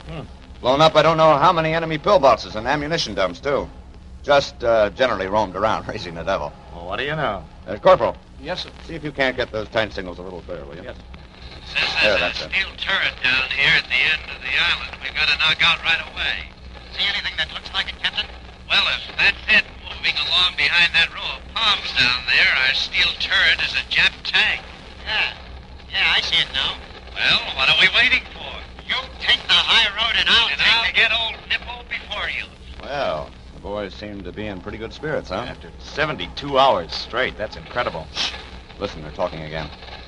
Looks like you're in the best position, Lieutenant. Want to take a shot? I'll cover. Do I? Watch this, Captain. Easy now. Easy. A bullseye, Ed. She's burning. Yeah. There come a couple of our crew out of the turret. They're running for that low place over on your side. Yeah, I see them. Just let me wheel around here a bit. There. Brother, they hit the jackpot that time. And how? Those Japs ran into an ammunition dump, Captain. You've blown up the whole blooming works. Yeah, that was a beautiful sight. Son of a gun if it wasn't. Whoops. Here come our infantry, Captain. Off to your right. Yeah, they seem to have found something interesting in that tunnel over there. Let's go over and have a look, shall we? Right. Well, from other reports I've received, Johnston, I'd say you're sitting in on that Dragon's last stand on Tarawa. I hope so. It's been a tough Wait a minute. deal. Here they come again. What did the infantry commander tell you, Ed? He says there are about 50 Japs crowded into that exit tunnel. Just the job for the Colorado. We'll maneuver up to the entrance. Like so. Point our cannon down the mouth. And whoosh!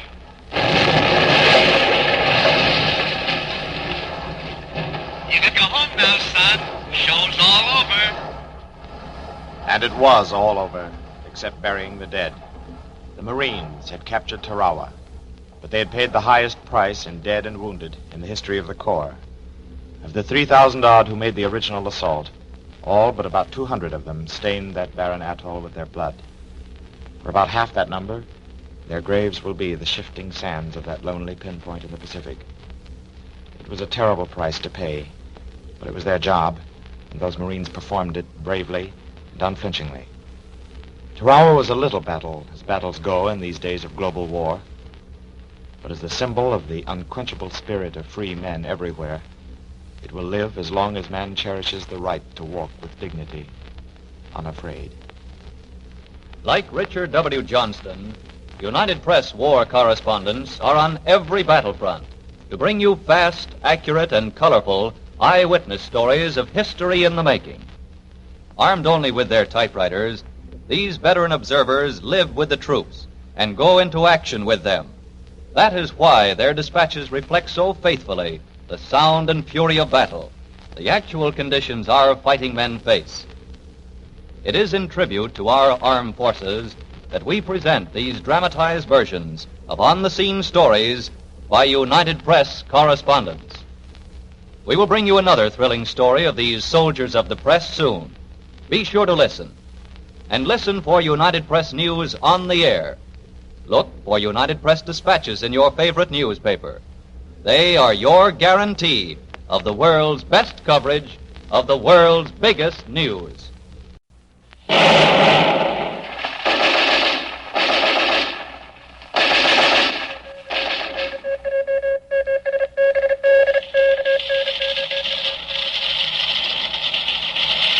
Soldiers of the press. This week, the return of the soldier.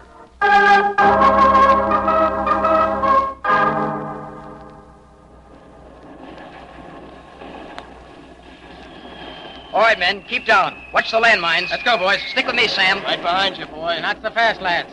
And let me go ahead and check. Okay, Bill. Going with him. No, Sam. Stay with me. He's giving us the okay. Let's go. Come on.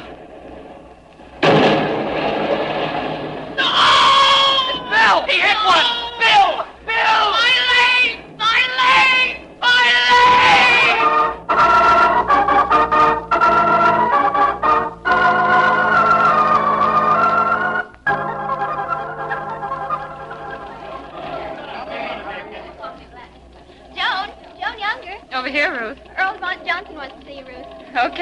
right there.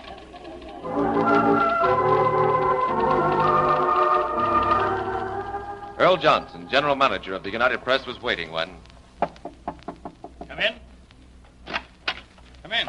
Come in, Joan. Won't you sit down? Thank you. Joan, the United Press feels we've done a great job in telling the story of this war. But there's another story that hasn't been told. The story of the greatest battle our boys will face. Here at home? That's right. The story of the wounded in their first home front battle. The battle of facing their families. That's a tough one, all right. Yes. 90% of our wounded consider the return home the biggest battle of all. Do you want me to... We want you to visit these boys at the Mitchell Field Hospital base and get us a story. Find out what they're up against. Sounds like a real assignment. It is. That story ought to help those boys to win the battle of facing their families. Yes, and maybe show the American people how they can help.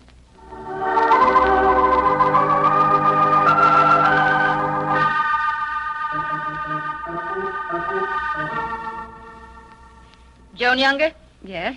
I'm Nurse Jane Gray. Oh, I'm glad to know you, Miss Gray. Before you go in, there's some things you must know. Yes, I was going to ask you... Don't stare at the boys, and don't ask them about their wounds. Oh, I understand. It's all right to be sympathetic, but don't be intense about it. If you can't think of what to say, just say, how you doing, or something like that. Just watch me and you'll be all right, okay? Okay. Here we go. Boys, I want you to meet a friend of mine, Joan Younger of the United Press. Hello, Joan.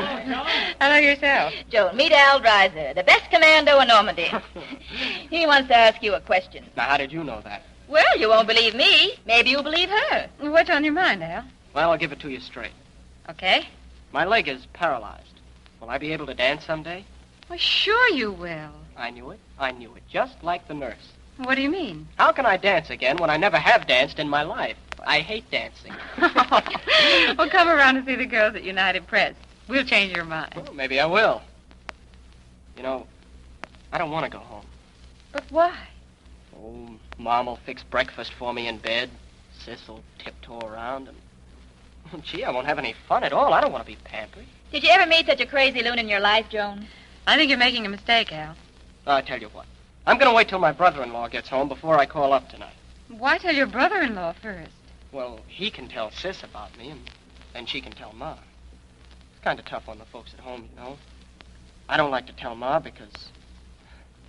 Boy, she sure can cry. Think it over, Al. Let me know what you want to do. Okay, Nurse. Thanks, Joan, for coming around. Sure, Al. I'll be seeing you again soon.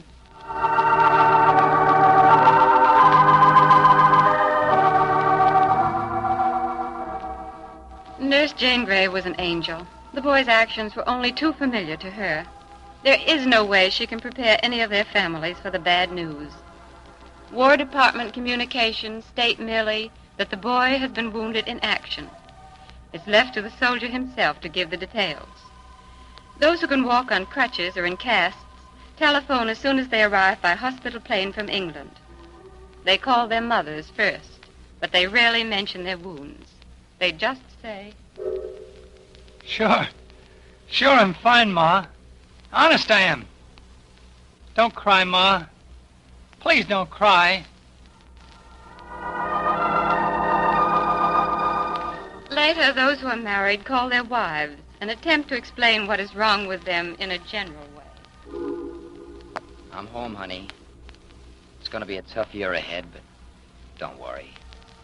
I'll be as good as new someday.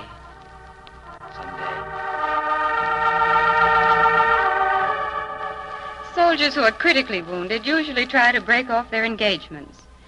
Nurse Jane Grey always encourages them to think it over for a few days before making up their minds.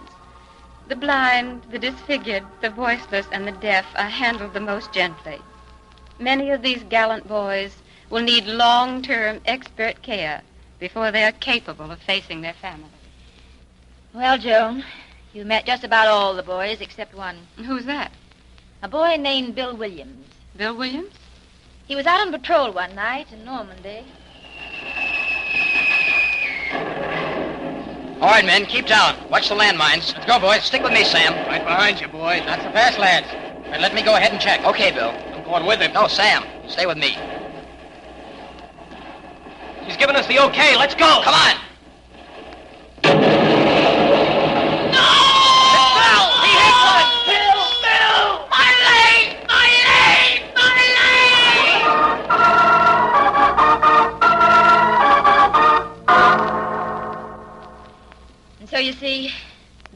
a leg. They brought him in yesterday by plane from England. Poor boy. I've been trying to get him to call his girl. First he says he will, then he changes his mind. Where is he? Over there by the wall. Don't look now. But would you go over and see what you can do? Well, I don't know that I'll be much use, but I'll try.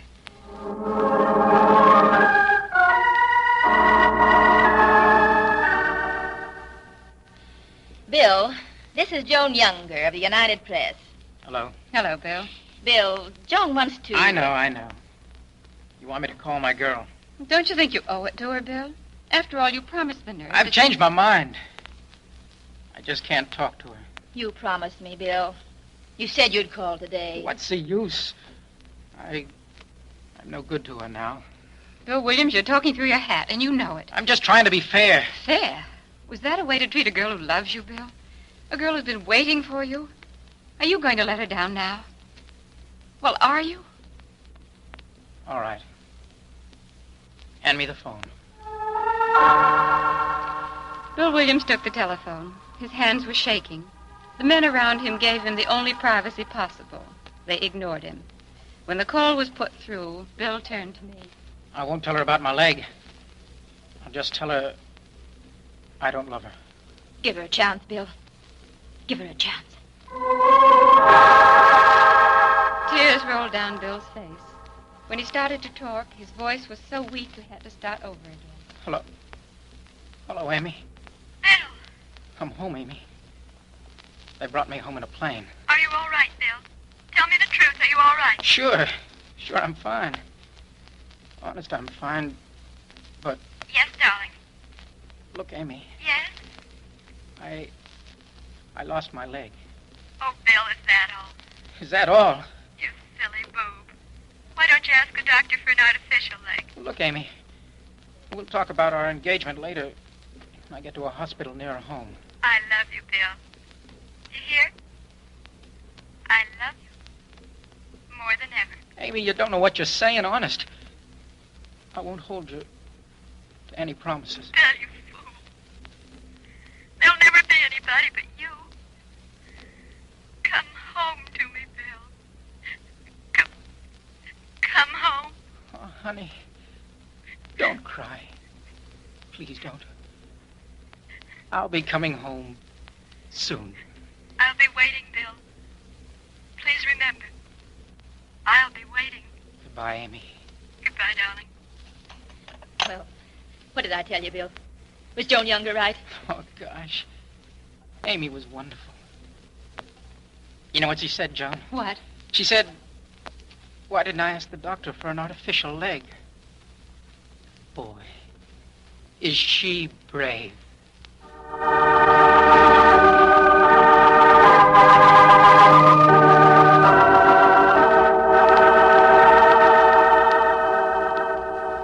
And that's the story of my visit to the hospital base at Mitchell Field, New York. We of the United Press hope that my visit has served its purpose. Hope that you will make their home front battle as easy as possible. Remember that with your help, the battle is more than won. Before I left the hospital, Bill Williams told me something I think all of you should know. He said, I wish every man, woman, and even children could be made to walk through a hospital of wounded and see what it's like. Maybe then there wouldn't be any wars. Ever.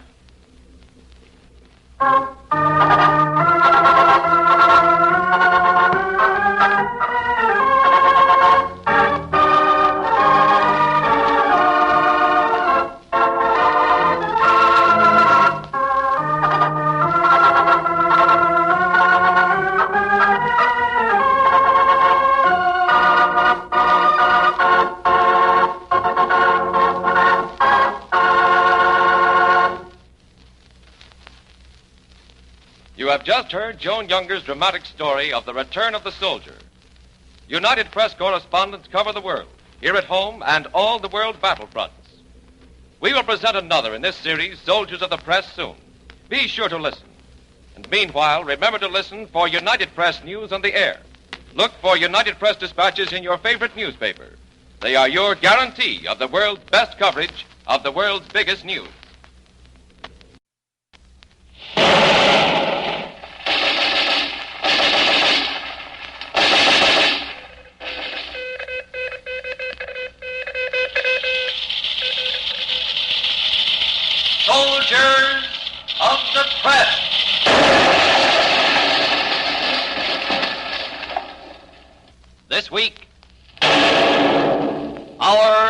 decision.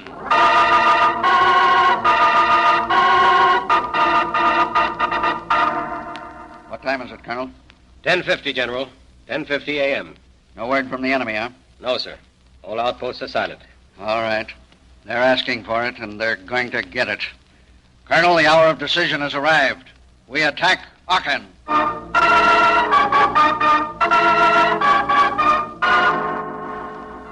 This is United Press correspondent Henry Gorell reporting on the hour of decision at the doomed German city of Aachen.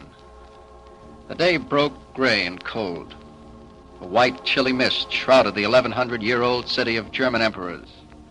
But the German troops in Aachen were not worried about the chilly mist. Their concern was a more lethal pall overhanging the city. A pall of tough American troops encircling the entire area, except for a so-called suicide corridor less than a mile wide to the east. That was the situation when the commanding American general told me at his headquarters. Few Germans might get through, but I don't think many will want to risk our artillery fire. Isn't there a possibility of the Germans from the outside attempting to widen that corridor and reinforce the Germans at Aachen? They'll never get through, Gorell. The German garrison and civilians in Aachen face two alternatives: surrender or death.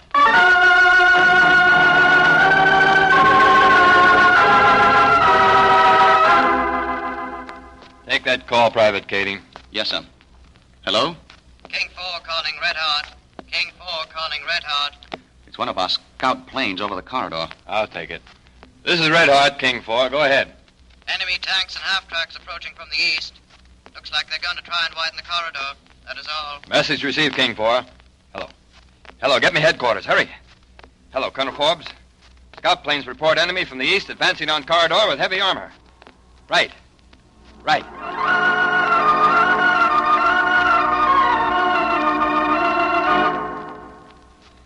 Well, Gorell, you're going to see something now. Colonel Forbes. Yes, sir?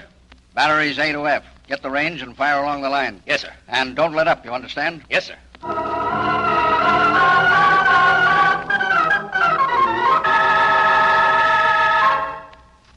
Batteries A to F.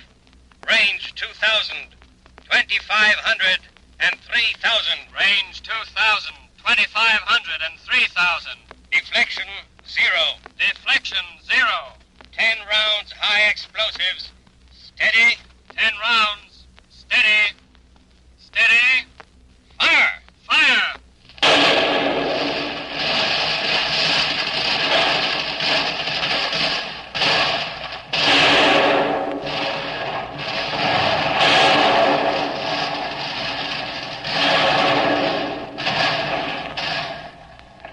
On a hill with the general and watched the American long-tom cannons cut loose with a murderous barrage that split the advancing German armored column in half. The tail of the column withdrew.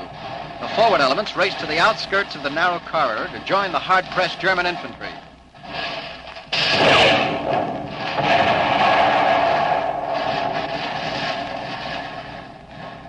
Again, our artillery opened up, and in a few minutes, the Germans' last attempt to reinforce Aachen had been smashed.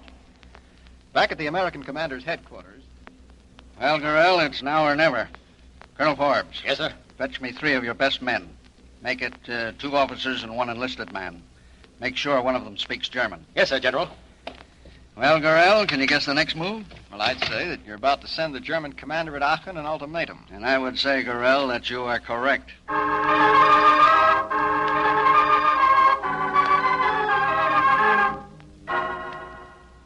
Gentlemen, I've called you here to deliver an ultimatum to the commander of the German garrison at Aachen. Which one of you speaks German? Aye, sir.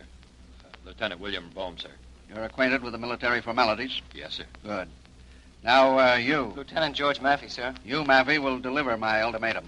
And Private... Kenneth Kading, sir. You, Private Kenneth Kading, will carry the flag of truce. Yes, sir. Lieutenant Maffey, here's your message.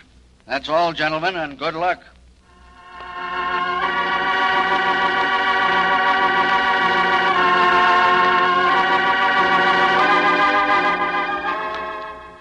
I accompanied those 3 American soldiers, Maffey, Bohm, and Kading, to our last outpost, and then watched their backs grow smaller in the distance as they approached the German lines. I glanced at my watch. The time was 10 minutes to 11 in the morning. 10 minutes to 11. Halt! Wer ist da? Wir sind Amerikaner. Wir haben einen Depesche für Ihren Kommandant. I can speak English. Message for our commander, did you say? That's right, a message for your commander. Give it to me. I will give you a receipt. Stillstand! At Passage. I'm sorry. Better keep that flag high. Is you blind? Here's your receipt. Thank you. Now I must blindfold you and take you to my lieutenant. Turn around.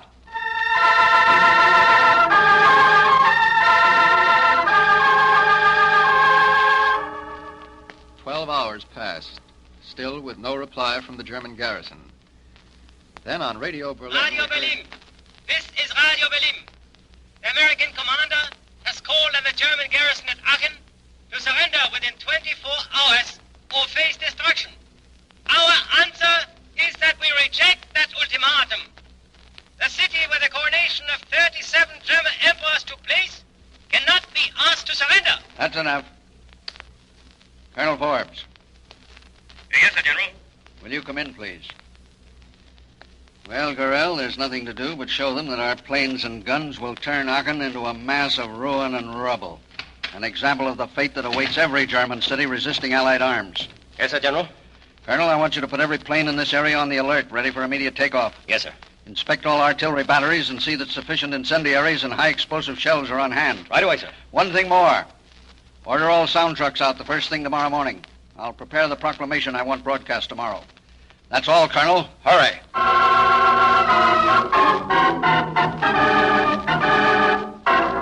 Those night hours on the front before Aachen were the longest I've ever spent in my life. I watched mechanics scramble over dive bombers. Watched them move up heavy bombs ready for instant loading. Watched the artillerymen check their giant guns while scout planes flew over the city, dropping thousands of leaflets containing the surrender terms and calling upon the city to give in. The answer was silence. When daylight broke, the general ordered out the sound trucks to broadcast his final warning to the garrison and civilians of Aachen. The fate of Aachen is in your hands. You face the senseless death of thousands of your men and the destruction of your city. You alone have the power and authority to prevent this. For the last time, we call upon you, the German garrison and civilians of Aachen. Lay down your arms. This is our last warning.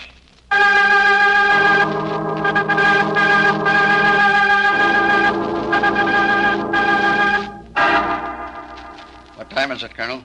10:50, General. 10:50 a.m. No word from the enemy, huh? No, sir. All outposts are silent. All right. They're asking for it, and they're going to get it. Colonel Forbes, the hour of decision has arrived. We attack Aachen. Yes, sir. Order all planes to bomb up. Alert the artillery. Tell Captain Robertson...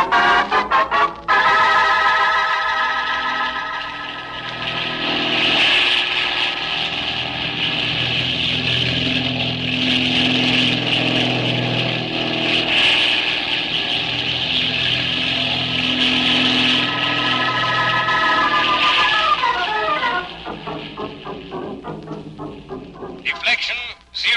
Deflection, 0. 20 rounds high explosives. 20 rounds high explosives. Let them have it. Fire away!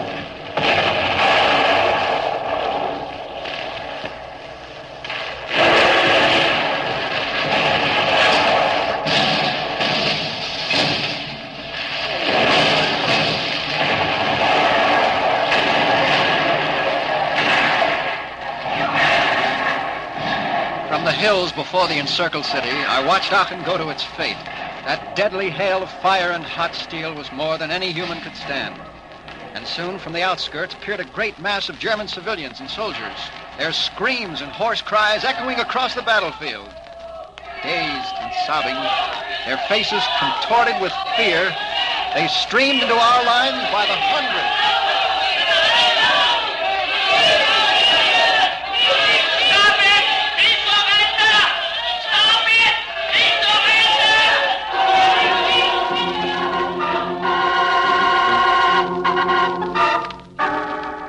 Behind them, the terrified civilians left the ancient city of Aachen, dying under a bright blue sky, heaving under the dreadful symphony of bombs and bullets. Colonel Forbes, after surveying this dreadful scene, summed it up when he said to me, This is the way every town in Germany should look. Then there wouldn't be any more war for a while.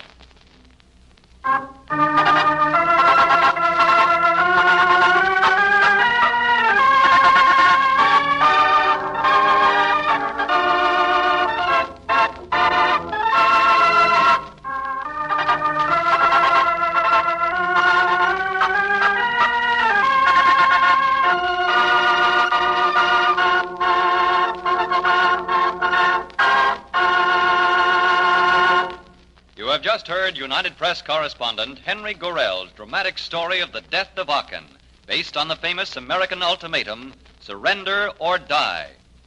We will present another in this series in the near future. Be sure to listen. And meanwhile, remember to listen for United Press news on the air. Look for United Press dispatches in your favorite newspaper. They are your guarantee of the world's best coverage of the world's biggest news.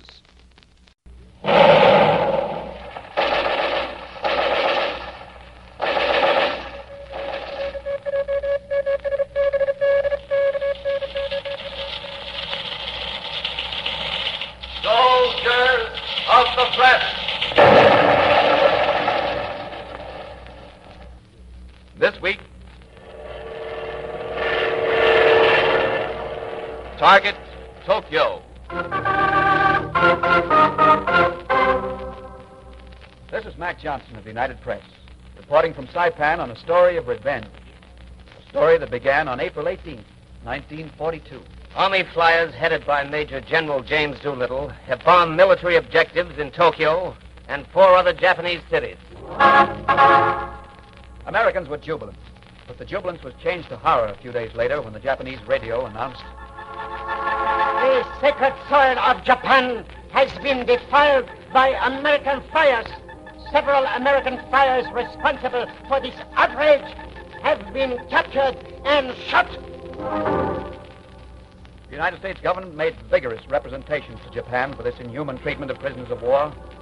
But out here in the Pacific, the pilots, the bombardiers, the navigators, and the gunners of our Army Air Corps were not thinking about representations. They were thinking, Remember those dead comrades when you get a Jap Zero in your sight.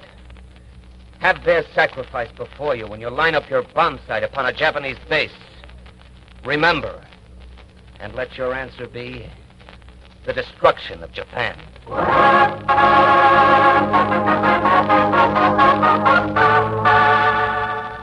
yes, the men of our armed services remembered. They remembered when they smashed a Jap invasion fleet in the Coral Sea. Remembered when they invaded the Solomons, the Gilberts, New Britain, the Marshalls, pushing inexorably through the enemy's outer defenses, smashing, driving closer to Japan. Yes, and the day of revenge was at hand when we invaded the Marianas and captured Saipan, 1,600 miles from Tokyo. The Americans speak of revenge when they are 1,600 miles from our sacred soil. Fools! They have found by now that the Marianas are a mass of coral. It is impossible to construct airfields there for long-distance bombers. We Japanese dare the Americans to try it. We dare them!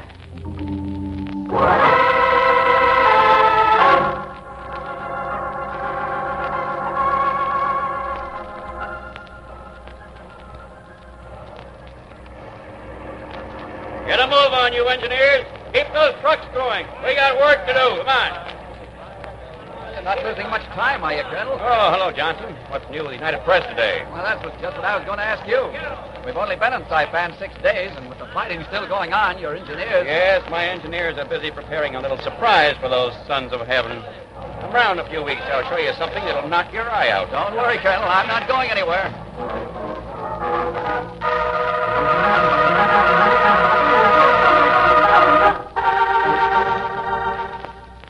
Well, thank God it's finished at last.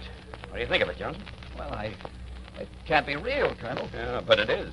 You're looking at a B-29 airfield. Yeah, runway. It's terrific. Uh-huh. How long would you say it is? Well, it looks like it runs all the way across the island. That runway, Johnson, is exactly 7 miles long. 7 miles? Every bit of it. Those big super fortresses need plenty of leeway to take off. Why, do you realize that one B-29 carries one full tank car of fuel oil? Super fortresses. B-29s. Say, Colonel, what are you cooking up now? You tell me, Johnson. You tell me.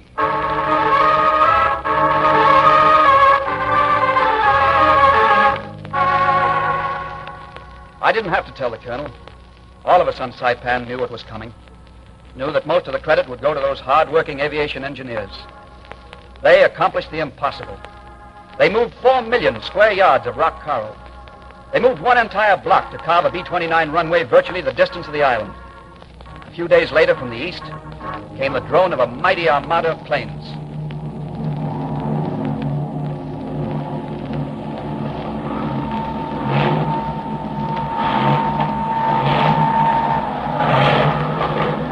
Well, Johnson, there's your answer for United Press. Super fortresses. B-29s, Johnson. The greatest long-distance bombers in the world. Hey, look at those babies.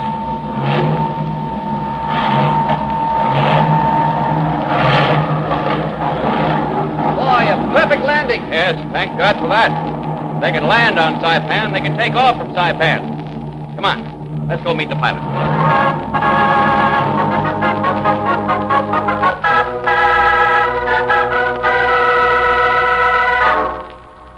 Well, men, we discussed the preliminaries of this reconnaissance flight last night, so I needn't go over the details again.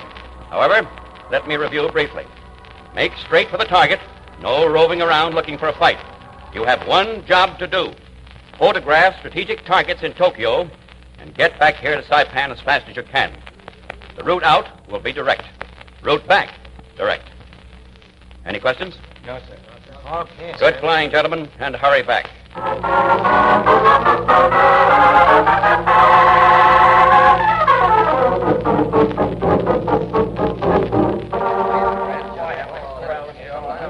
Congratulations, Major, on a fine job. Thank you, Colonel. I want you to meet Mac Johnson of United Press. Hello, Mac. Congratulations, Major. Thanks. Say, Colonel, how did the photos come out? Well, take a look for yourself. You too, Johnson. Yeah. Amazing. Not bad. Not bad at all. Not bad. For your information, Major, those photos you took are the best pictures of enemy targets ever taken. Oh, thank you, sir. Do you have any trouble on the flight, Major? Well, nothing serious. A couple of Zeros jumped us, but we chased them off. Maybe it'll be different next time, eh, Colonel? Yeah. Your guess is as good as mine, Johnson, but I know how you can find out. Yeah? How? Our day is coming. Well, the sooner the better, sir. All the men are anxious. Yeah. How'd you like to come along, Johnson, for the ride? How? You mean... These United Press correspondents catch on quick, huh, Major?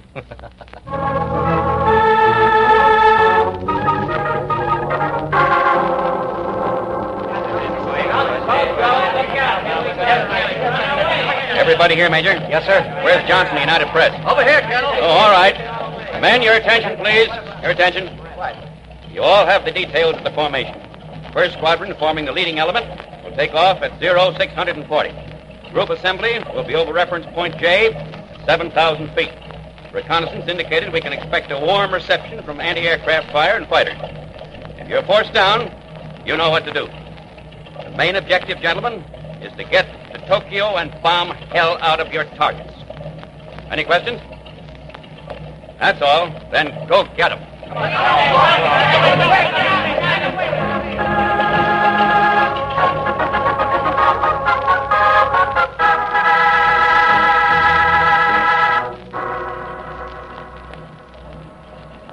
So long, Colonel. You're in good hands, Johnson. The Major's one of our best B-29 pilots. Thank you, sir. Good luck, Major. Hit him one for Doolittle's men, huh? We'll hit them plenty, sir. All right, Johnson. Up you go. Okay, Major.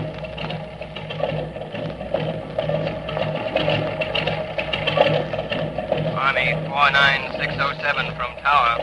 Clear to taxi to number 1 runway and take off when ready. Clear to taxi and take off. Go ahead. We'll go. Roger. Hang on to your hat, Johnson. We're on our way to Tokyo. Okay, Major.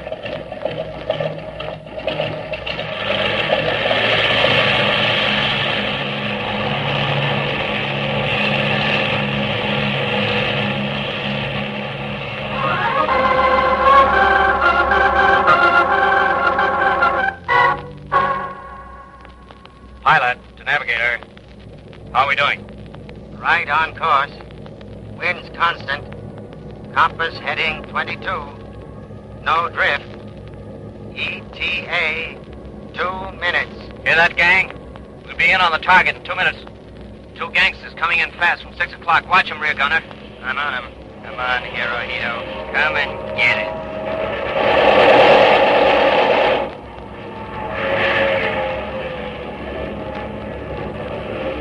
Nice work, gunner. You scared him off. Where's the other one? He's gone too, I think. Yeah, all clear, Skipper. Nice work. We're coming in now. We'll be bombing from 25,000. Hey, Johnson, is the United Press still with us? Yes, sir. Stand by, everybody. Approaching target. Better get set, sir. Okay, take over. Bomb doors open.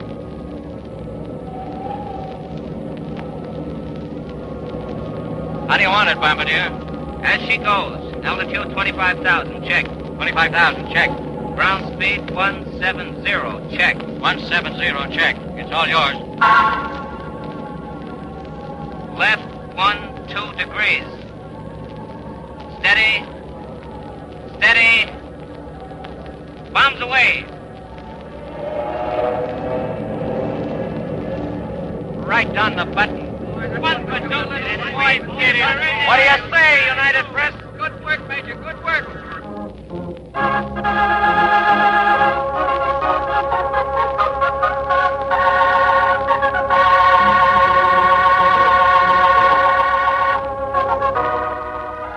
The first B-29 raid on Tokyo was a smashing success.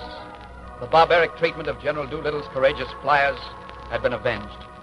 One of our leaders summed it up when he said, This first B-29 raid on Tokyo was a calculated extension of our air power. No part of the Japanese Empire is now out of our range. No war factory too remote to feel the fury of our bombs. The battle for Japan has been joined.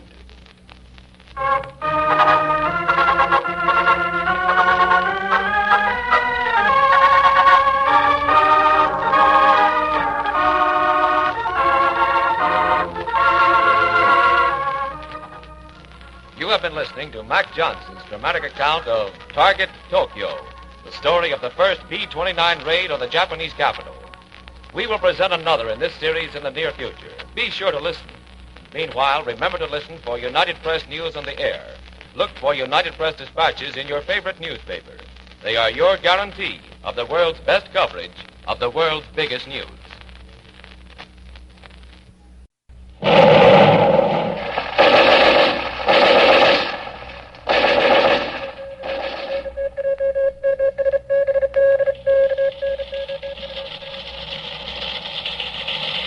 Soldiers of the press.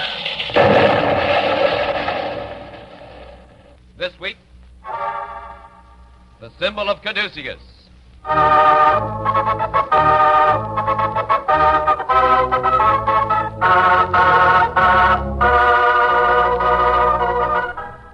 This is United Press correspondent Walter Cronkite reporting from somewhere on the Western Front on the symbol of Caduceus.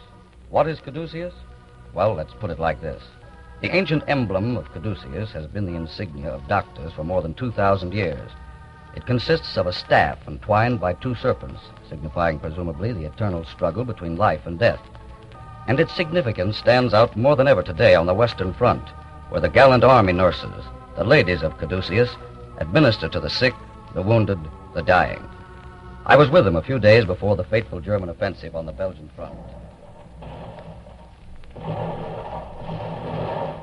You know, O'Leary, there's one thing about being stationed at a frontline hospital. Yeah, you don't have to worry about how to pass the time. Personally, I'd like to pass some time in Paris. Funny, isn't it, Jamison? This time last year, I was home in Mississippi, going to dances, wearing pretty clothes, soft perfume. Listen at Preston. So you were dancing. So you joined the Army Nurse Corps. Now you're wading in mud. Why don't you stop talking about Mississippi? What's wrong with Mississippi? Look at me. Look at all of us. Itchy woolen shirts, sticky slacks, GI boots. Huh. So what? I suppose you think a new spring straw would look better up here than that steel helmet? Oh, don't let a little thing like a spring hat worry you, Preston, or dances either, for that matter. The only music we're going to be hearing for a long time is those big guns up there. Not exactly a swing version either. Well, I don't care what it is. I sure could stand a furlough in Paris. My.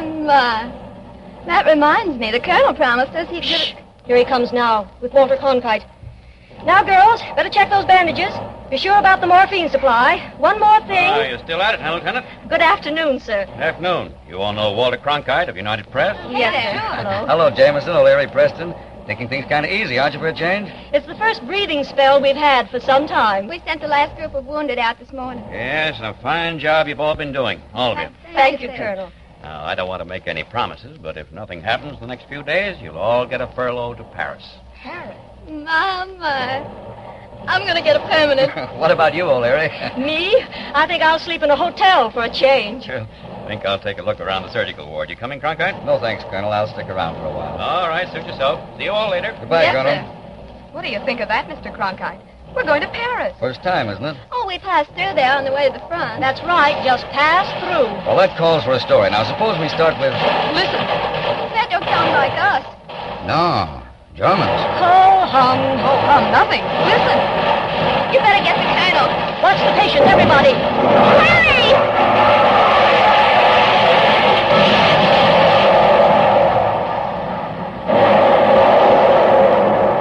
Lieutenant! Yes, Colonel. Prepare for patients. Looks like a major attack. Right away, sir.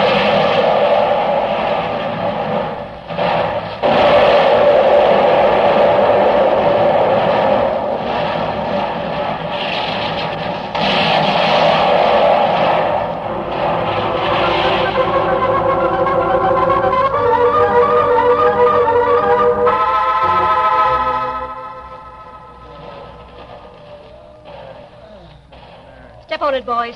You'll find more beds over there. Preston, What is it? better see what that boy wants. Third bed on the right. Right away. Looks bad, doesn't it, O'Leary? I don't know. I'm waiting for the colonel. He's got his hands full in the operating room. Not there, boys. Take him over in the west wing. Okay, Lieutenant. How's your ward holding up, Jameson? And we lost 2 this morning. Here comes some more. Where do you want him, Lieutenant? In the rear, straight back. Jameson, give them a hand, will you? Sure. This way, boys. Easy there, soldier. You'll be all right. Sure I will, Cutie.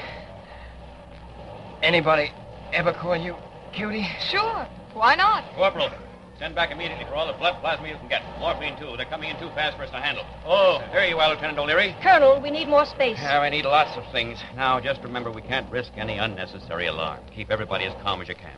Looks like an all-out German offensive. Yes, sir. Colonel, I what about... can't talk anymore now, O'Leary. I need you in the operating room at once.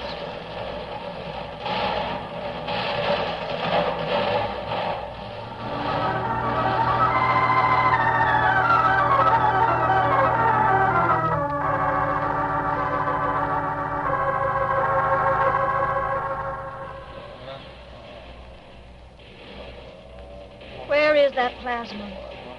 Hurry it up, boys. Put him over there. Okay, Lieutenant. Come on, fellas. Easy does it. Oh, Larry. Yes, Preston. What is it? That boy with the leg. You better take a look. Okay. You stay here and handle the incoming. My leg. My leg. Nurse. Hello, Bill. How's my favorite patient today? Hiya, Cutie. Something I can do for you, Bill. Yeah. You see these pictures here? My girl. Letters. I want you to send them home. What do you mean, send him home? You'll be back up in a few days. Don't kid me, Cutie. I know better. Take them, please. All right, Bill. Thanks. I feel better already. You don't mind me calling you Cutie, do you? Confidentially, Bill. I like it. Thanks. Will you read this to me? It's... Sure. My mother gave it to me. You know. And I foresaw the Lord before my face. For he is my right hand, and I shall not be moved. Therefore did my heart rejoice, and my tongue was glad, because my flesh shall rest in hope. Thou wilt not leave. Jameson! Jameson! What is it, O'Leary? Get some whole blood, quick. Bill, is he... Whole blood, quick. Right away.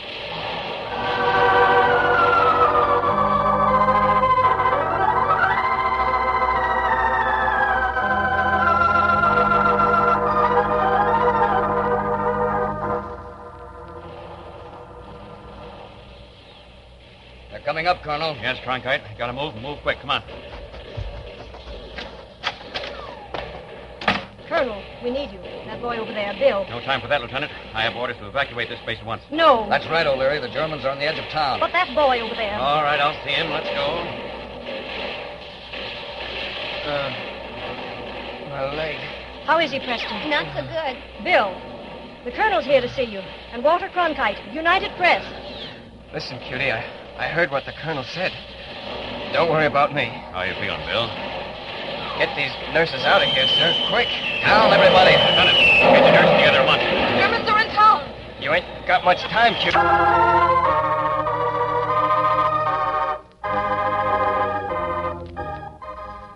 True to his promise, the colonel did not leave one single patient behind.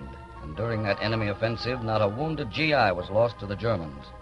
Most of the credit goes to those nurses, the ladies of Caduceus, working night and day, their jaws set, their eyes red-rimmed from lack of sleep.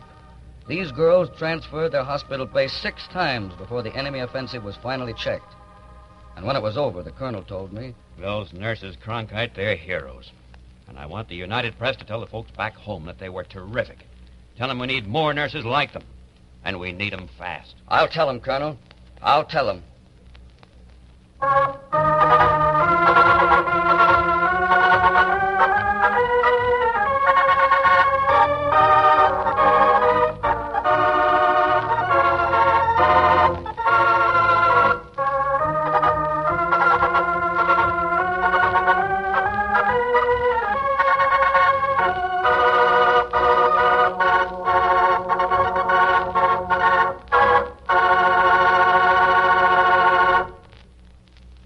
You have been listening to United Press correspondent Walter Cronkite's story of the symbol of Caduceus, the saga of U.S. Army nurses.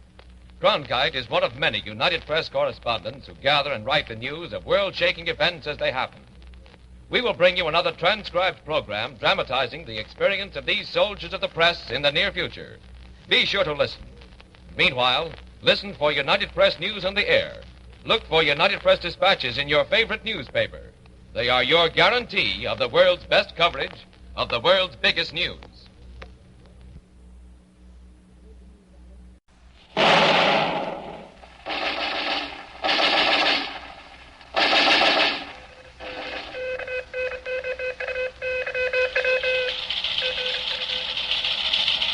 Soldiers of the press.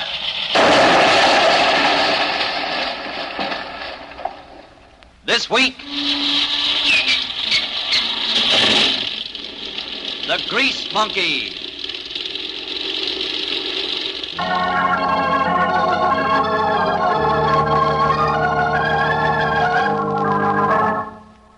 This is Walter Cronkite of the United Press, reporting to you from a 9th Air Force fighter base somewhere on the Western Front. Today I want to tell you about heroes and a guy. Now, heroes around air bases wear wings as a rule. But here at this air base, there is one hero who never flew a plane. His name? R.D. Hendrickson, Mr. Cronkite. I come from a pretty little town in Missouri. We call it Pleasant Hill. Yes, sir, Pleasant Hill. Those were the days. But just call me R.D., mister. Everybody around here... Yes, everybody around here knows R.D., and that's what we call him. A 26-year-old kid from Pleasant Hill, Missouri. A grease monkey. A Mustang nurse. Take a good look at him. His coveralls are stained with oil. His fingernails are dirty. His thatch of blonde hair that'll never stay combed is always... Yeah. Did you say R.D.? Sure, I know that little tow-headed grease monkey. He wants to be a pilot. Stands off and listens to us shoot the breeze after a flight. Funny little guy. Go easy on him, Lieutenant. R.D.'s all right and a good mechanic. He may have had an unfortunate brush with the Major, but, hell, that could happen to any of us. Ask the Major. He'll tell you the same thing. What's that, Captain? What's that? R.D.? Do I know him? How can I ever forget that little grease monkey? Oh, of course, it was an accident. Could happen to anybody. But why did it have to happen to me? Sergeant Mulvaney. Sergeant.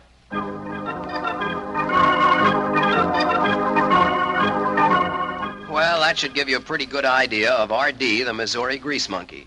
One of the best mechanics in the business, but a funny little guy. In trouble more often than not. And not the kind of guy you write stories about. Stories are written about heroes. But today it's different. Well, let me tell you what happened.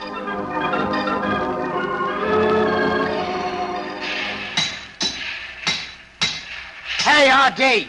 Hiya, Sarge. What's up? Look, how about policing up this place? The major's coming. What's that? Stop that hammering! Get this shop cleaned up before the major gets here for inspection. Okay. What time is he coming?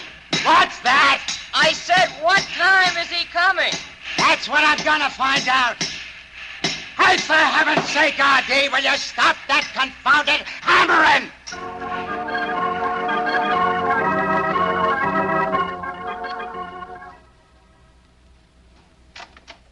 You're through, R.D.? All but this one oil drum. Hey, Sarge. Hurry it up. The major's coming now. Hey. Oh, doggone it. I tried to tell him it's full and not empty. Oh, well. I'll push it under the bench. There you go. Oh, now I'm in for it. Oil all over the floor, the major coming, the sergeant, oh. Yes. Well, here we are, Sergeant. Looks neat from the outside. Wait till you see the inside, sir. Hey, Sarge. What was that? Hey, Sarge. Oh, just one of the grease monkeys inside getting everything ready for you, sir. Fine. Fine. Well, let's have a look. Right this way, sir. A little dark inside. Careful when you step down. Please, sir, Major, don't come in. The oil drum. Step aside, son. I've just come to look. Look out! Oh, Major, here, let me help you up, sir. I warned him, Sarge. The oil drum turned over and the oil... The oil! Get me out of this mess, Sergeant. Yes, sir. Let me help you. Get away from me. You'll answer for this, Sergeant. You'll answer for this.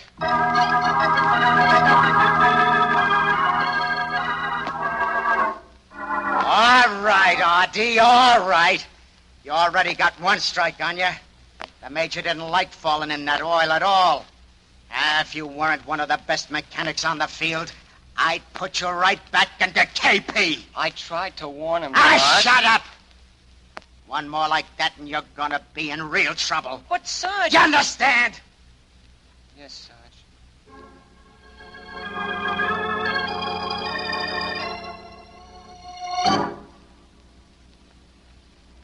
Hey, Sarge. Yeah, what is it? Boy, we certainly dusted them off yesterday, huh? Yeah, the boys did it all right. How many was it? 42 shot down. Boy, that must have been a battle.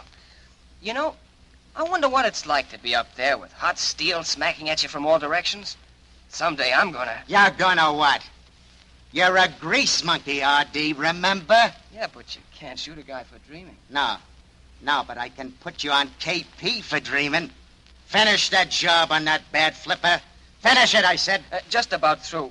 Then we'll be all set to give them Krauts another round of hell in high water. Don't be too sure they won't pay us a return visit. Oh, after what happened yesterday? Nah, they haven't got enough planes. How do you know? Say, aren't you through with that flipper yet? Yeah, all through. Well, come on, let's take a look at that Mustang on the runway. Then the boys will wheel out the rest. You mean the one with the bump throttle? Yeah, Lieutenant Crane's job. Yeah, that's the one. Come on.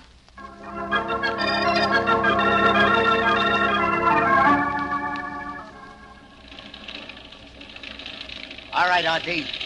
Climb in and take a good look at it. But remember, no fooling around. Okay, Sarge. Give me a hand, will you? Here you go. There we are. Well, how's it look? Give me that wrench. There you go. Thanks. There. That does it. You sure? That plane don't leave the field today unless it's in top shape. Sure, I'm sure. Look. R.D. Shut it off before you take off! I'm cutting it off! Gosh, Sarge, I'm sorry. I didn't think. You didn't think. You didn't think. When do you ever think? Get out of that plane, R.D. Get out of that plane! Sure, Sarge. Now, listen. Let me explain. It's That's just... the last straw, R.D. Now you are going to go on KP. Oh, Sarge. Shut up! We got work to do. All right, you grease monkeys. Wheel those Mustangs out. Okay, Sarge. Watch the runways, Joe. Come on, R.D., give me a hand. Sure, Sarge. Here you go.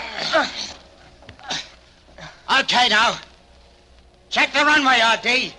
And for Pete's sake, watch what you're doing. Sarge! Look! Messerschmitts! Messerschmitt! Get out of that plane, Sarge! Hey, come on, man. You're right, the Major, Sarge! Look out! Look out, you fool!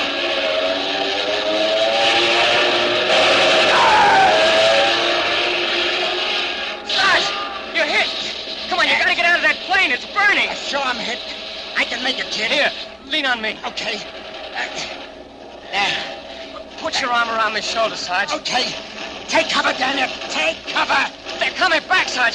Come on, we'll head for that bomb crater over there. It's too far, kid. We'll never make it. We'll never make it, kid. You dirty, lousy crooks! Hang on, Sarge. We're getting there. Keep going. Keep going.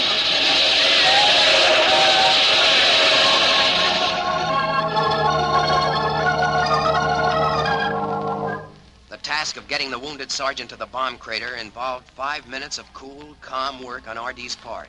And all the while, Messerschmitts roared over the field, their machine guns blazing, bullets kicking up dirt and snow, metal screaming through the air. But the little Missouri grease monkey, oblivious to the danger, dragged his wounded sergeant safely to cover. And even then, he wasn't through being a hero. Take it easy, Sarge. You'll be all right. Of all the pig-headed, stubborn fools, you took an awful chance out there, R.D. But you're my pal, Hey, hear that? Yeah, somebody's out there. Yeah, let me take a look. Hey, it's Joe. Joe? Sit tight, Sarge. I'll be back. Hey, R.D. Come back here. Come back, you fool. Come back.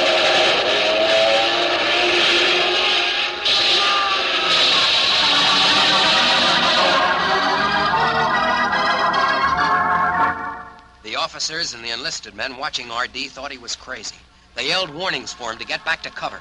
But the grease monkey's ears seemed to be strained for other sounds. And as we watched him out there... He's making it. Come on. Come on, boy. Let's do it. Come on. Come on, you crazy grease monkey. Come on, kid. Come on.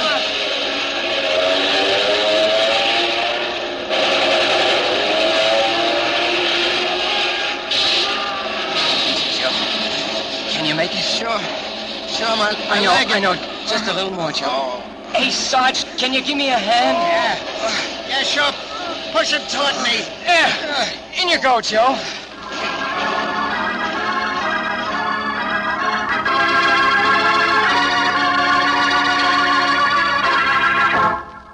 Yes, the sergeant and Joe both made it. Thanks to R.D., the grease monkey from Pleasant Hill, Missouri. The funny little guy who was always getting into trouble. But the night after the raid, it was a different story. I tell you, gentlemen, what that boy did today is the highest example of courage I've ever witnessed. I certainly had that guy all wrong. He's okay. Well, say, Major, how are Joe and the Sarge coming along? Oh, fine, Captain, fine. Hey, where is this R.D., this grease monkey? Seems that I met him before somewhere. You have, Major. He's the guy who spilled the oil. Oh, him? Of course. Of course, the oil. I seem to recall falling into it. Say, where is our hero? Let's go get him. Well, what are we waiting for? Come on.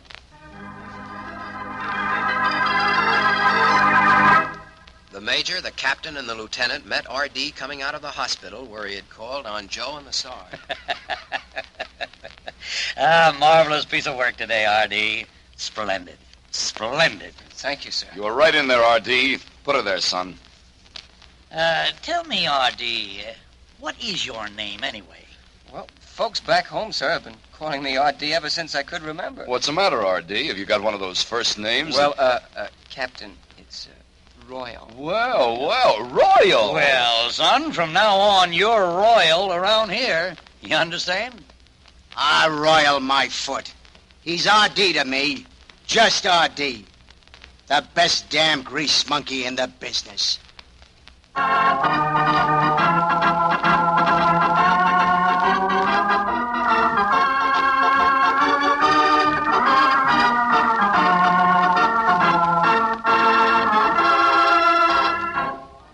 You have just heard Walter Cronkite's heartwarming story of the Grease Monkey, the saga of a hero who never flew a plane.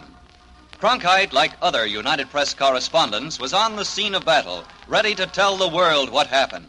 His story about the grease monkey is just another example of the on-the-spot alertness of the men of UP, the soldiers of the press. So look for United Press dispatches in your favorite newspaper. Listen for United Press dispatches on your radio. They are your guarantee of the world's best coverage of the world's biggest news.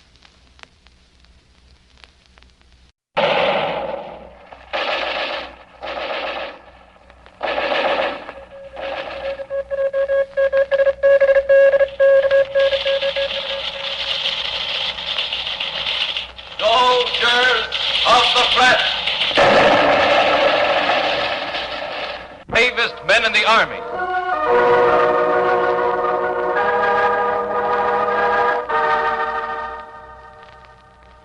For unexcelled bravery in the face of enemy fire, for courage and daring that has inspired men of all ranks of the 2nd Armored Division, for being the first men of an invading army to cross the German Rhine in 140 years, I award to the captain and to each of his men the Silver Star.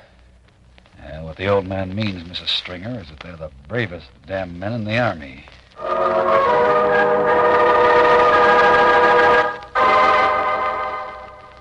As I, Anne Stringer of the United Press, stood there with the colonel, 15 bearded, sodden, and grimy men stepped forward to receive their awards from Brigadier General T.D. White, commander of the 2nd Armored Division. It was bitter cold, and rain streamed down their mud-flecked faces. Look at those guys, will you? Fidgeting like schoolboys. Can you imagine their being nervous now after what they've been through? Crossing the Adolf Hitler Bridge, perfect targets against a raging fire, the Germans throwing everything at them, And the whole bridge, mind, and ready to go off at any moment. Exactly. Would you like to meet these men, Mrs. Stringer? Oh, what do you think? All right. Captain. Yes, sir. Well, Captain, have you got a minute? Somebody here would like to meet you. Or should it be the other way around? Oh, the other way around. But definitely. Well, here's your man, Mrs. Stringer, the guy who led the patrol across the bridge. Captain, this is Anne Stringer of UP. How do you do, Captain? Glad to meet you, Mrs. Stringer. Gosh, war's getting almost civilized. Captain, I'd like to hear the full story of that crossing. Sure thing, Mrs. Stringer. From the beginning, please, Captain. Well, first the orders came down from the command post. And you kind of had a feeling it was something big, didn't you? Yeah, I had an idea it'd be something tough. Well, that certainly wasn't any idle hunch. No, ma'am, but as I was saying, the orders came down. It was just afternoon then. I got my patrol together, and we hustled off to the post for briefing.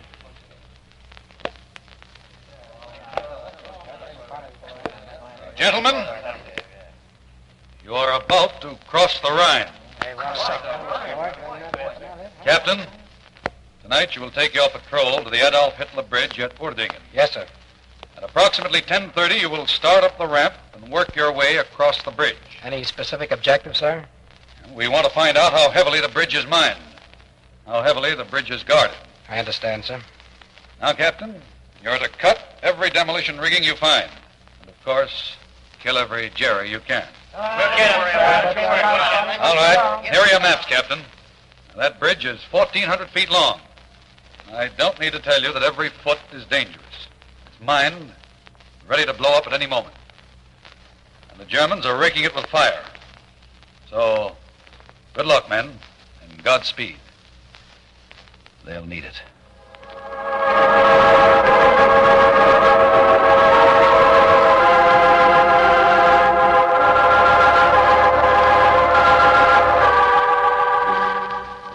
Afternoon, Mrs. Stringer, we studied those maps. The men knew their lives could depend on how well they knew them. Then about 9:30, we started out. It was dark as pitch, and sniper fire was cutting the grass in front of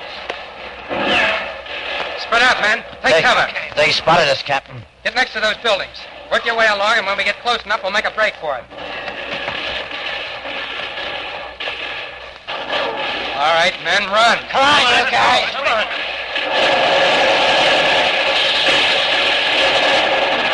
We made it, Captain. No one hit. But, boy, those Jerry's really got us Z-eyed. Yeah, we made it. Now all we gotta do is get across the bridge.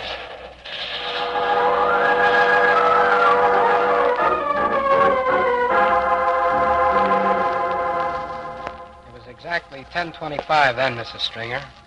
Our artillery was giving us hot support, but Jerry Guns had set a terrific fire in a house just behind the bridge. And the fire made you a perfect target, eh? Like ducks in a shooting gallery. And you should have heard the shells whistling around our ears.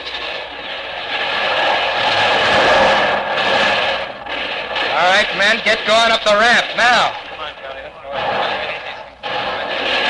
Down, men. Down, every one of you. We gotta figure out something. They'll mow us down. Hey, Captain, I got an idea. Good, we could use one now. Why can't we duck over the side of the ramp and catwalk along that railing? Yeah, we stick our feet in the palings and work our way across. I'll go first. Come on, men. All right, men, come on. But watch your step. It's a 75-foot drop, and those cobblestones are mighty hard.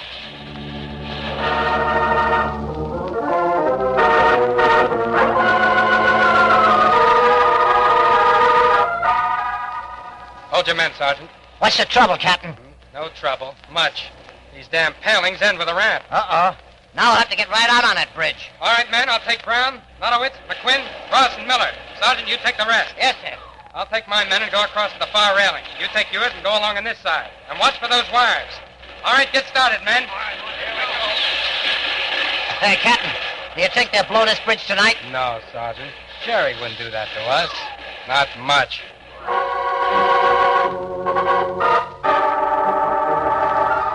Privately, Mrs. Stringer, I had the same kind of feeling the sergeant had. I kept thinking they'd blow that bridge the minute we stepped on it. But the only thing that mattered when we hit the roadway was... Jack, mortars! Boy, listen to that shrapnel. Hey, that stuff may not have our names on it, but it sure got our initials anyway. Flopping them right down in the middle of this thing. Uh-oh, that boy is walking down to meet us. Boy, Hitler won't be very proud of his bridge when that crowd gets through with it. Keep moving, men. Hey, Captain, look here. What is it? Wires. Demolition. Well, cut them. No, like this. Captain, they're blowing us up. No, it's just mortar fire.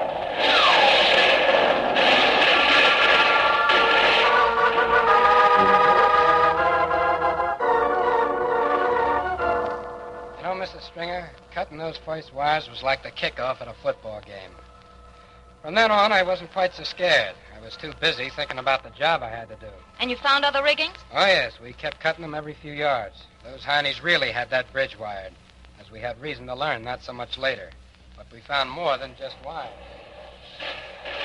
Captain, can you come here a minute? Coming right up.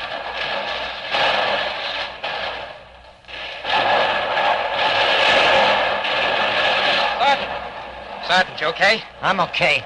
Here, right here. Take a look. Thermite. The thermite bomb. Yeah, what do we do with it?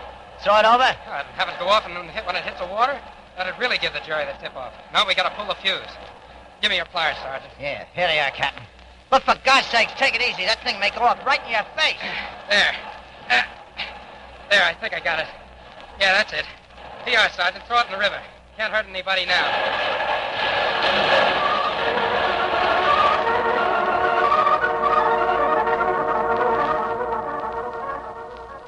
We moved a lot more cautiously after that, feeling our way across like blind men. Then, when we were about 3/4 of the way... Hey, Captain, look, up there, up ahead the bridge on fire, Captain. They're blowing the bridge, Captain. They're blowing it. Easy, take it easy. Nothing to worry about. It's just a fire set by those mortar shells. Relax. But, Captain, what are the flames spread to that Heine dynamite? Hey, look at that fire spread, Captain. What about it? Yeah, well, we'll be trapped. Fire at this end, fire at the other end, and us in the middle. Don't worry about that fire back there. The one up ahead's the baby. Yeah, look at that thing spread, boy. It's really getting hot. Don't worry. This ain't half as hot as the place we're going. But listen to that stuff burn. Men, we're still about 50 feet from that fire. We gotta keep going. Get as close as possible. If there's an opening anywhere, we'll go through. Come on, let's go. Come on, boy.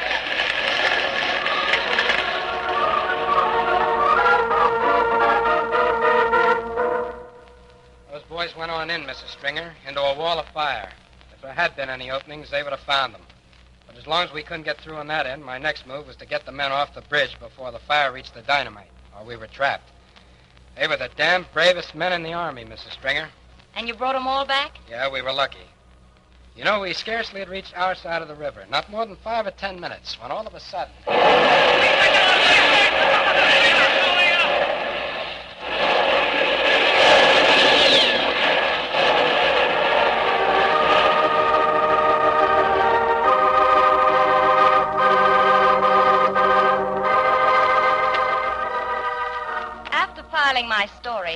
I saw that bridge.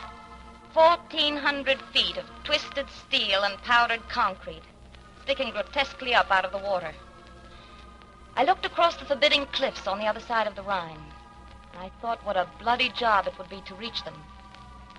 But we know now that a bridge across the Rhine has been taken. Taken by other men just as brave as these, bravest men in the army.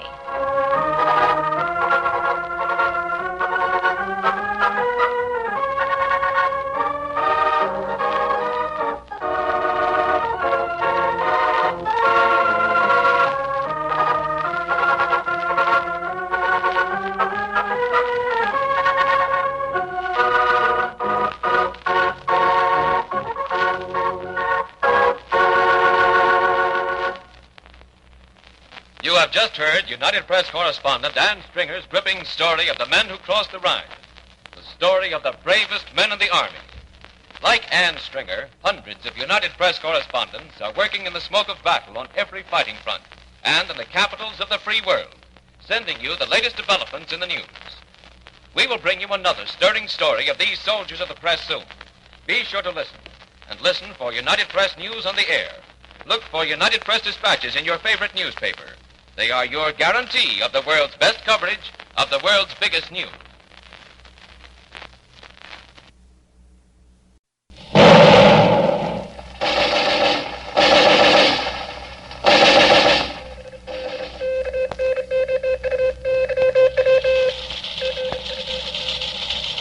Soldiers of the press. Victory in the West.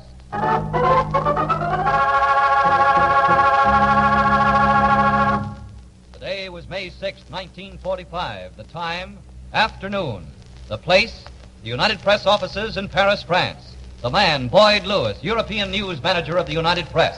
The action. Hello? That you, Lewis? Oh, hello, Alan. You've got exactly 15 minutes to meet me at Le Bourget Airport. Can you make it? Right away. Don't tell me the war's over. Never mind. You're going on an important out-of-town assignment. Shake a leg. Okay. Oh, this is it. Say, Joe, stand by on a 24-hour alert until further notice.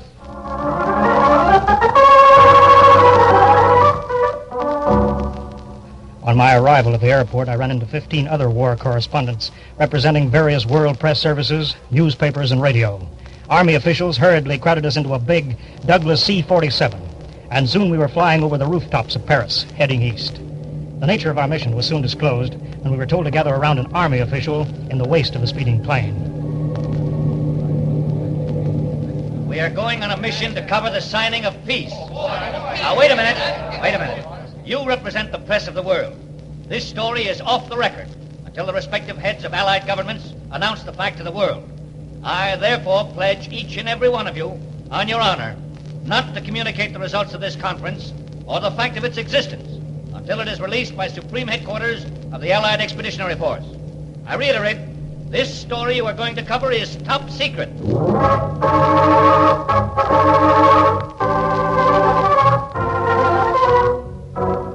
By top secret, the Army man meant that the story was in the highest confidential category.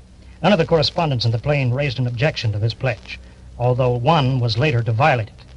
At any rate, our plane landed us Sunday afternoon at Rennes, the advanced headquarters of the Supreme Allied Commander, General Dwight D. Eisenhower.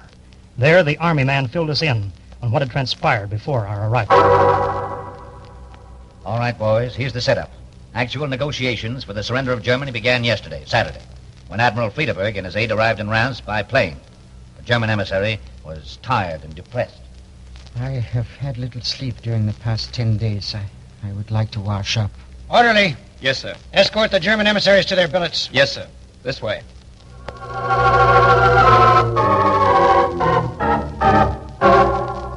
Admiral Friedeberg hummed softly while he bathed his face and hands. But his aide was nervous. They remained alone until 5:20 o'clock Saturday afternoon, when they were taken before Eisenhower's Chief of Staff, General Walter Bedell Smith. What are your terms? Unconditional surrender. All German forces to remain in their present positions. All German air and sea craft must remain at their present stations. The High Command of the German Army must guarantee to forward and enforce the execution of all orders of the Allied commands. I beg of you, many Germans will be killed by the Russians unless they are permitted to surrender directly to the Allies in the West. We are not prepared to discuss anything but simultaneous surrender to the Allies of the East and the West. But the German people, think of the hardships they will suffer. The German people are the enemies of the Allies until they surrender. Go on. After your surrender, the Allies will be guided by the dictates of humanity. Do you possess the proper credentials to negotiate for the German High Command? No, I am not prepared. Then you must forward immediately these two Allied proposals to your superior, Admiral Dönitz. And the proposals? First, that you be empowered to surrender all theaters. Or, second, that Admiral Dönitz send his Chief of Staff and Commander-in-Chief of the German Army, Navy, and Air Forces with the necessary authority. It will take some time. You must realize that. If the terms are not signed by midnight Sunday, the Allied lines will be closed 48 hours from that time. 48 hours.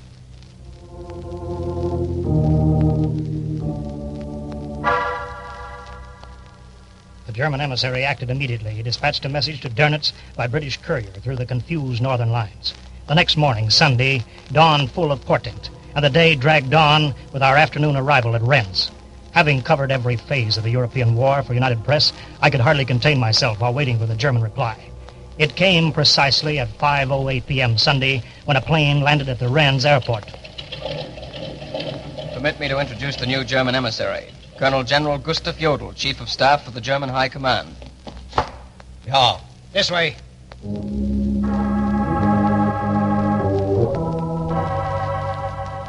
Jodl returned the salute stiffly and unsmilingly. Then he walked arrogantly to an American staff car, which sped him to General Eisenhower's headquarters in Rennes. Before we begin negotiations, I wonder if I might... Certainly. Orderly! American soldiers escorted General Jodl and his aide to the billet of the first German emissary, Admiral Friedeberg. The Admiral opened the door of his quarters, took one look at the grim-faced Jodl, and exclaimed, Aha! Dummkopf! A few minutes later, Friedeberg emerged and requested a map of Europe. Jodl paced the floor. We correspondents were watching Jodl. He was the man of authority, the man empowered to lay Germany's surrender on the line. His first opportunity came at 6:15 p.m. Sunday, when he was received by Allied General Smith and Strong. I cannot guarantee that my orders to the German army in the field will be carried out. The refusal to sign means the Allies will resume operations against Germany. Then I must telegraph Field Marshal Keitel of the alternative you present me. Very well.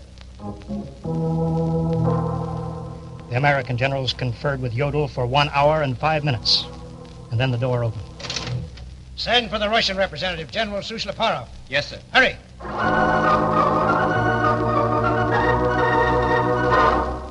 Shortly after 9 o'clock that night, Sunday, the Germans retired to their billet. But the message to Keitel was on its way, with the Allied ultimatum, sign or face a resumption of hostilities. And the answer was not long in coming. It was around midnight.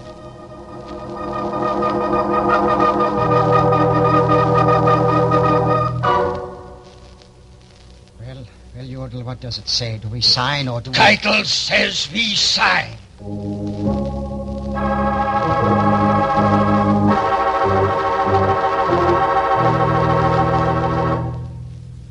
At 2 o'clock Monday morning, staff cars began to arrive at General Eisenhower's headquarters. We realized then that the last act of the drama was about to begin. Yes, about to begin in a schoolhouse in Rennes. The Germans, ironically, had used it as supreme headquarters during their occupation. And our own General Eisenhower made it his headquarters after moving from Versailles several months ago. And at 2:29 a.m., the first of the Allied representatives entered one of the classrooms. I recognized most of them, although an army man pointed out the major actors in this drama as they entered. Over there is Lieutenant General Sir Frederick Morgan, standing next to General Savet. Savet is signing for France, isn't he? That's right. And General Sushleparov to the right is signing for the Russians. Where is Eisenhower's representative, General Bedell Smith? He'll be in shortly. By the way, did you know that General Eisenhower himself is here? Think he'll show up? Sure. He'll get in on the end of it, I bet. Say, Alan, what time is it? Let's see. 2:31. Oh, here comes General Smith.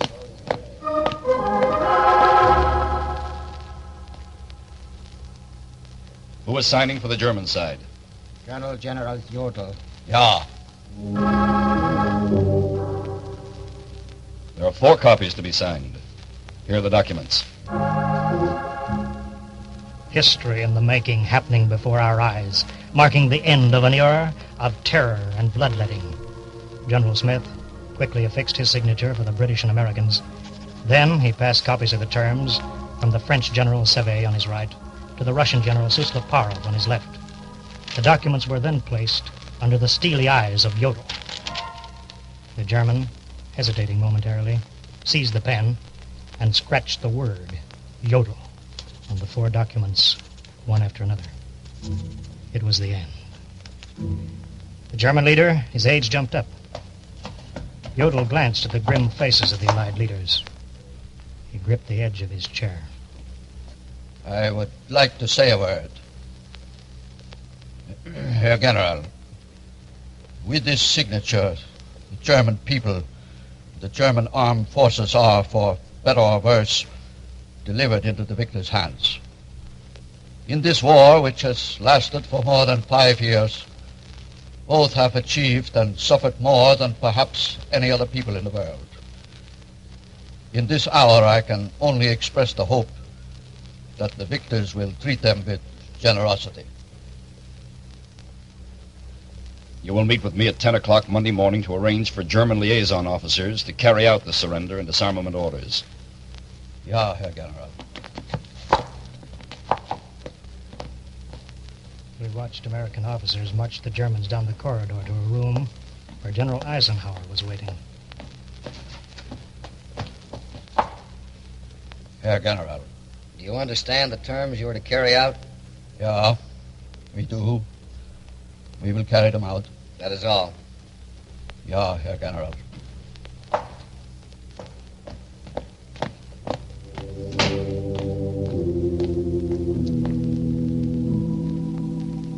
The Germans retired to their billet with the death knell of Nazism ringing in their ears. Unconditional surrender.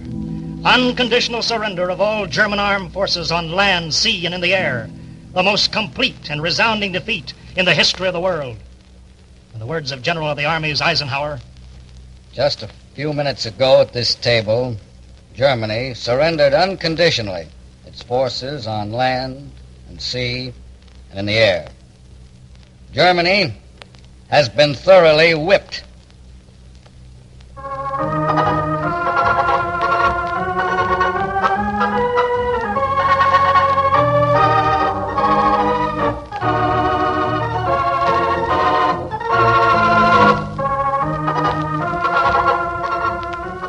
You have been listening to United Press correspondent Boyd Lewis and his dramatic eyewitness account of the unconditional surrender of the German armed forces at Reims, France, on Monday, May 7th, 1945. Other United Press correspondents the world over are prepared to bring you first-hand accounts of the great battle to come on the Pacific front. You will hear of these accounts when they happen in this series soon. Be sure to listen. Meanwhile, listen for United Press news on the air. Look for United Press dispatches in your favorite newspaper. They are your guarantee of the world's best coverage of the world's biggest news.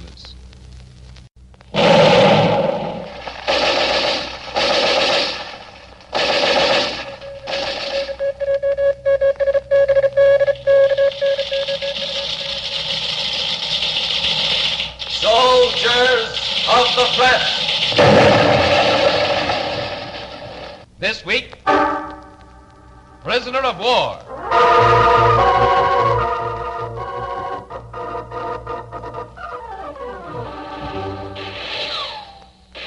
Hey, Beatty! Ed Beatty! Coming! Step on it, will you? Why all the excitement? Excitement? You work for the United Press, don't you? So I work for the United Press. Go on. This is straight from the old man. Big doings up near Chaumont-sur-Marne. No kidding. Well, what are we waiting for? That's our most advanced outpost. You know, it might be risky. Come on. Right behind you, boy. Right behind you.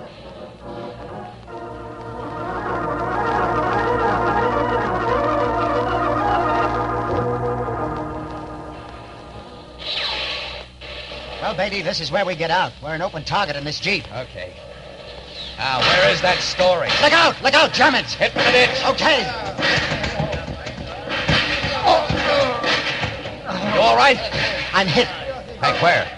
It's my leg. Don't think it hit the bone, though. Germans, here they come. Beat it. You're okay. Beat it, will you? Nothing doing, buddy. Cigarette? Okay, thanks. This is a date I won't forget.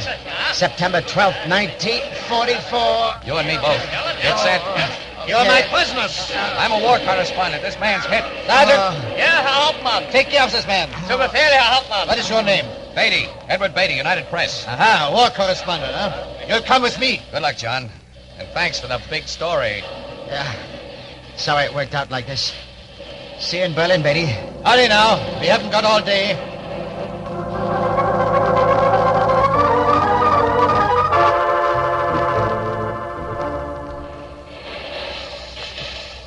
I have communicated your capture to Berlin, Mr. Beatty. They want to see you badly. Well, what's holding us? We've been in this dugout for days. Yes, your troops have us surrounded southwest of Epinal on the western approaches to the Vogesen. That's fine. Let's stay then. I like this Vogesen mountain air. The scenery around Epinal isn't bad at all. My men will fight it out to the death. You, Mr. Beatty, have an appointment in Berlin. We leave tonight.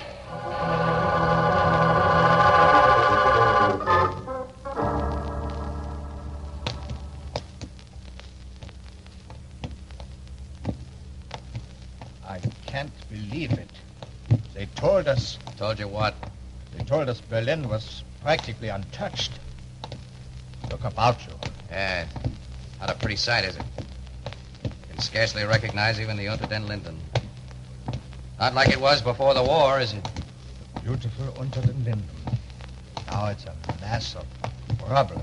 You still think you Germans have a chance? They are victims of our leadership. You and your fellow officers sang a different tune last November. But this is January 1945, Mr. Beatty. Then you admit Germany's cause is lost. I did not say that. Quiet. This is where you go. Who are we calling on this time? Heil Hitler. You'll find out. Heil Hitler. You Germans don't sound very enthusiastic, Captain. Heil Hitler. Quiet. We go in here. Huh? Says Dr. Paul Schmidt, head of press section. Quiet. Herr Doctor, Mr. Edward Beatty of the United Press, prisoner of war. Come in, Mr. Beatty. Come in. Wait outside, Herr Hauptmann. Well, Herr Doctor. Heil Hitler. Herr Hitler. Sit down, Mr. Beatty. I'll stand if you don't mind. As you wish. Now, I will get to the point. The Fuhrer has authorized me to pay you well to broadcast and write for us. Listen, Doctor, I've been approached on that matter ever since my capture last September. I know, But you forget that I already have an employer, the United Press. You forget, Mr. Beatty, that you are a prisoner of war. The Germans have dealt lenient with you for 5 months. Surely you must realize there are ways in which we can, shall we say, persuade you. Not from the way the war's going for you Germans. My answer's the same. I have no information to offer, other than what the regulations require, my name and serial number. The war is far from over, Mr. Beatty. This is January 1945. Your country, battered by air and land, is waging a hopeless three-front war. Well, perhaps we cannot drive the Anglo-Americans out of France, but they will never penetrate the fatherland. When the spring thaw comes, they will launch a mighty offensive against the Russians and roll up their last-ditch armies. You haven't stopped them yet. But assuming you did, what will the Americans be doing in the meanwhile? Once we crush the Russians, we will force England and America into a compromise peace. Now, don't you see why it is to your advantage to write for us? Any more questions, Dr. Schmidt? No. None for the present. Maybe you will change your mind. We Germans have a place for men like you who refuse to collaborate with the fatherland. Herr Hauptmann. And where is that? Herr Hauptmann, you have your orders. Interview is over, Mr. Beatty. Where's he taking me? Take me away, Herr Hauptmann. Jawohl, Herr Doctor. This way, Mr. Beatty. Heil Hitler. Heil Hitler. Well, Captain? You should not make the doctor angry. I suppose not. It is regrettable. You sound as if we were going to a funeral. It is possible. Worse things have happened at Luckenwald. You mean the Luckenwald horror camp south of Berlin? Horror for some, good for others. It all depends upon your conduct, Mr. Beatty. It all depends on my conduct, eh? Luckenwald. Luckenwald. This is the last stop.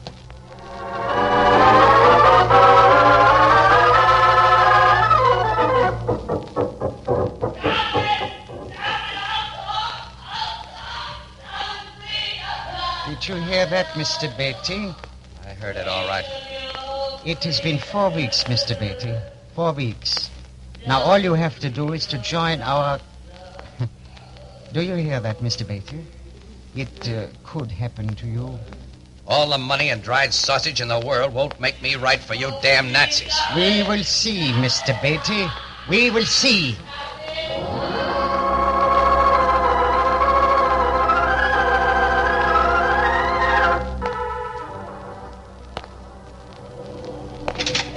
Mr. Beatty, are you awake? Mr. Beatty! Yeah, what is it, Captain? The Russians have broken through on the Eastern Front. So that's what the noise is about. Yes, all Eastern Germany is in chaos. You're afraid, Captain, afraid. No, we must stop them. We've got to stop them. Not a chance. The Russians will be here any day, here at Luckenwald. The cannon are getting closer, and we'll stand and fight for the Fuhrer.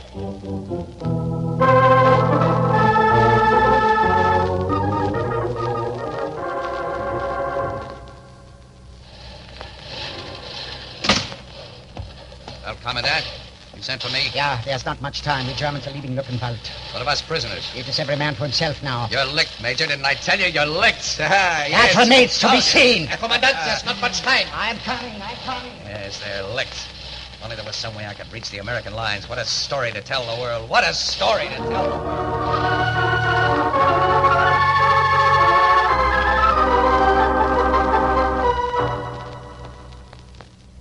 You're Robert Vermillion, United Press? Yes, sir. You know of a United Press correspondent, Edward Beatty? Yes, sir. He was taken by the Germans last September. Well, our men have located Beatty in the German prison camp at Luckenwald. Luckenwald? Yes. The Russians have captured the camp. My orders are to furnish you with a jeep to ride from our western front to Luckenwald. You're to bring Beatty back to our American 9th Army line. Oh, boy, what a relief. We were kind of afraid. Well, you don't have to worry anymore. Better get ready. It's a 5-hour drive. Is he really all right? Yes. The Germans tried to bribe him to write for them, but Beatty just laughed. They even threatened him with rough treatment and hauled him to Berlin several times, but your man refused to play their game. Good old Beatty. He's a hell of a fine soldier, Vermillion. Now, you better run along. Yes, sir. Thank you, sir, for everything. Don't mention it. I'll send a sergeant along with you.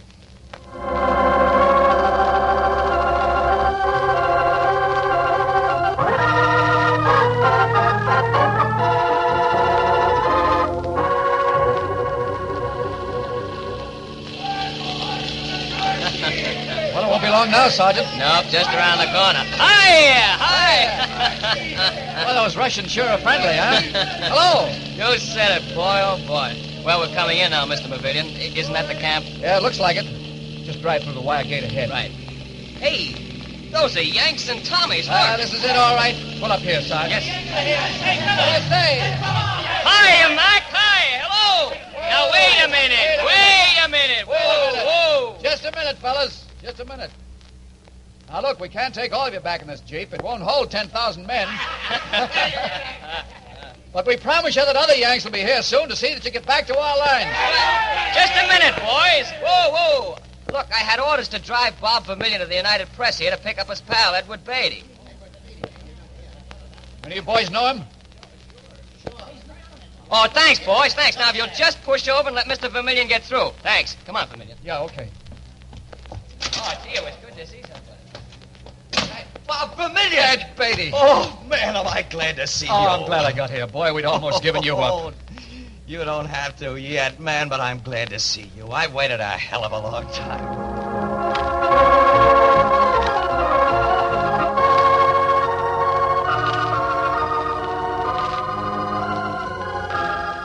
My words of greeting to Edward Beatty brought him back to the English-speaking world for the first time since the Germans captured him in France last autumn.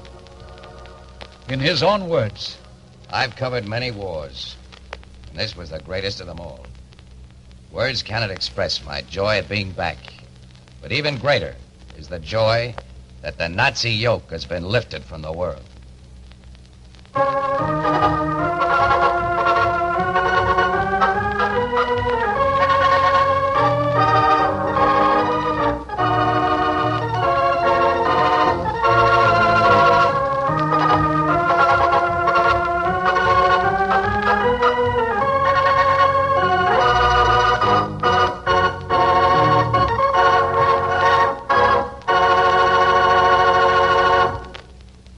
Like Edward Beatty, Jr. and Robert Vermillion, United Press war correspondents are braving gunfire and hardships, death and capture to bring you eyewitness accounts from every battlefront. We will bring you another thrilling story of these soldiers of the press soon. Be sure to listen. And remember, listen to United Press News on the air. Look for United Press dispatches in your favorite newspaper. They are your guarantee of the world's best coverage of the world's biggest news. That was the final part of the Soldiers of the Press. That is about it for this episode of Airchecks. The next week, we will have 7 hours of the adventures of Tin Tin from the Hurge comic books. Airchecks is a 3-hour podcast uploaded every Saturday and Sunday. See you on the same time and same channel.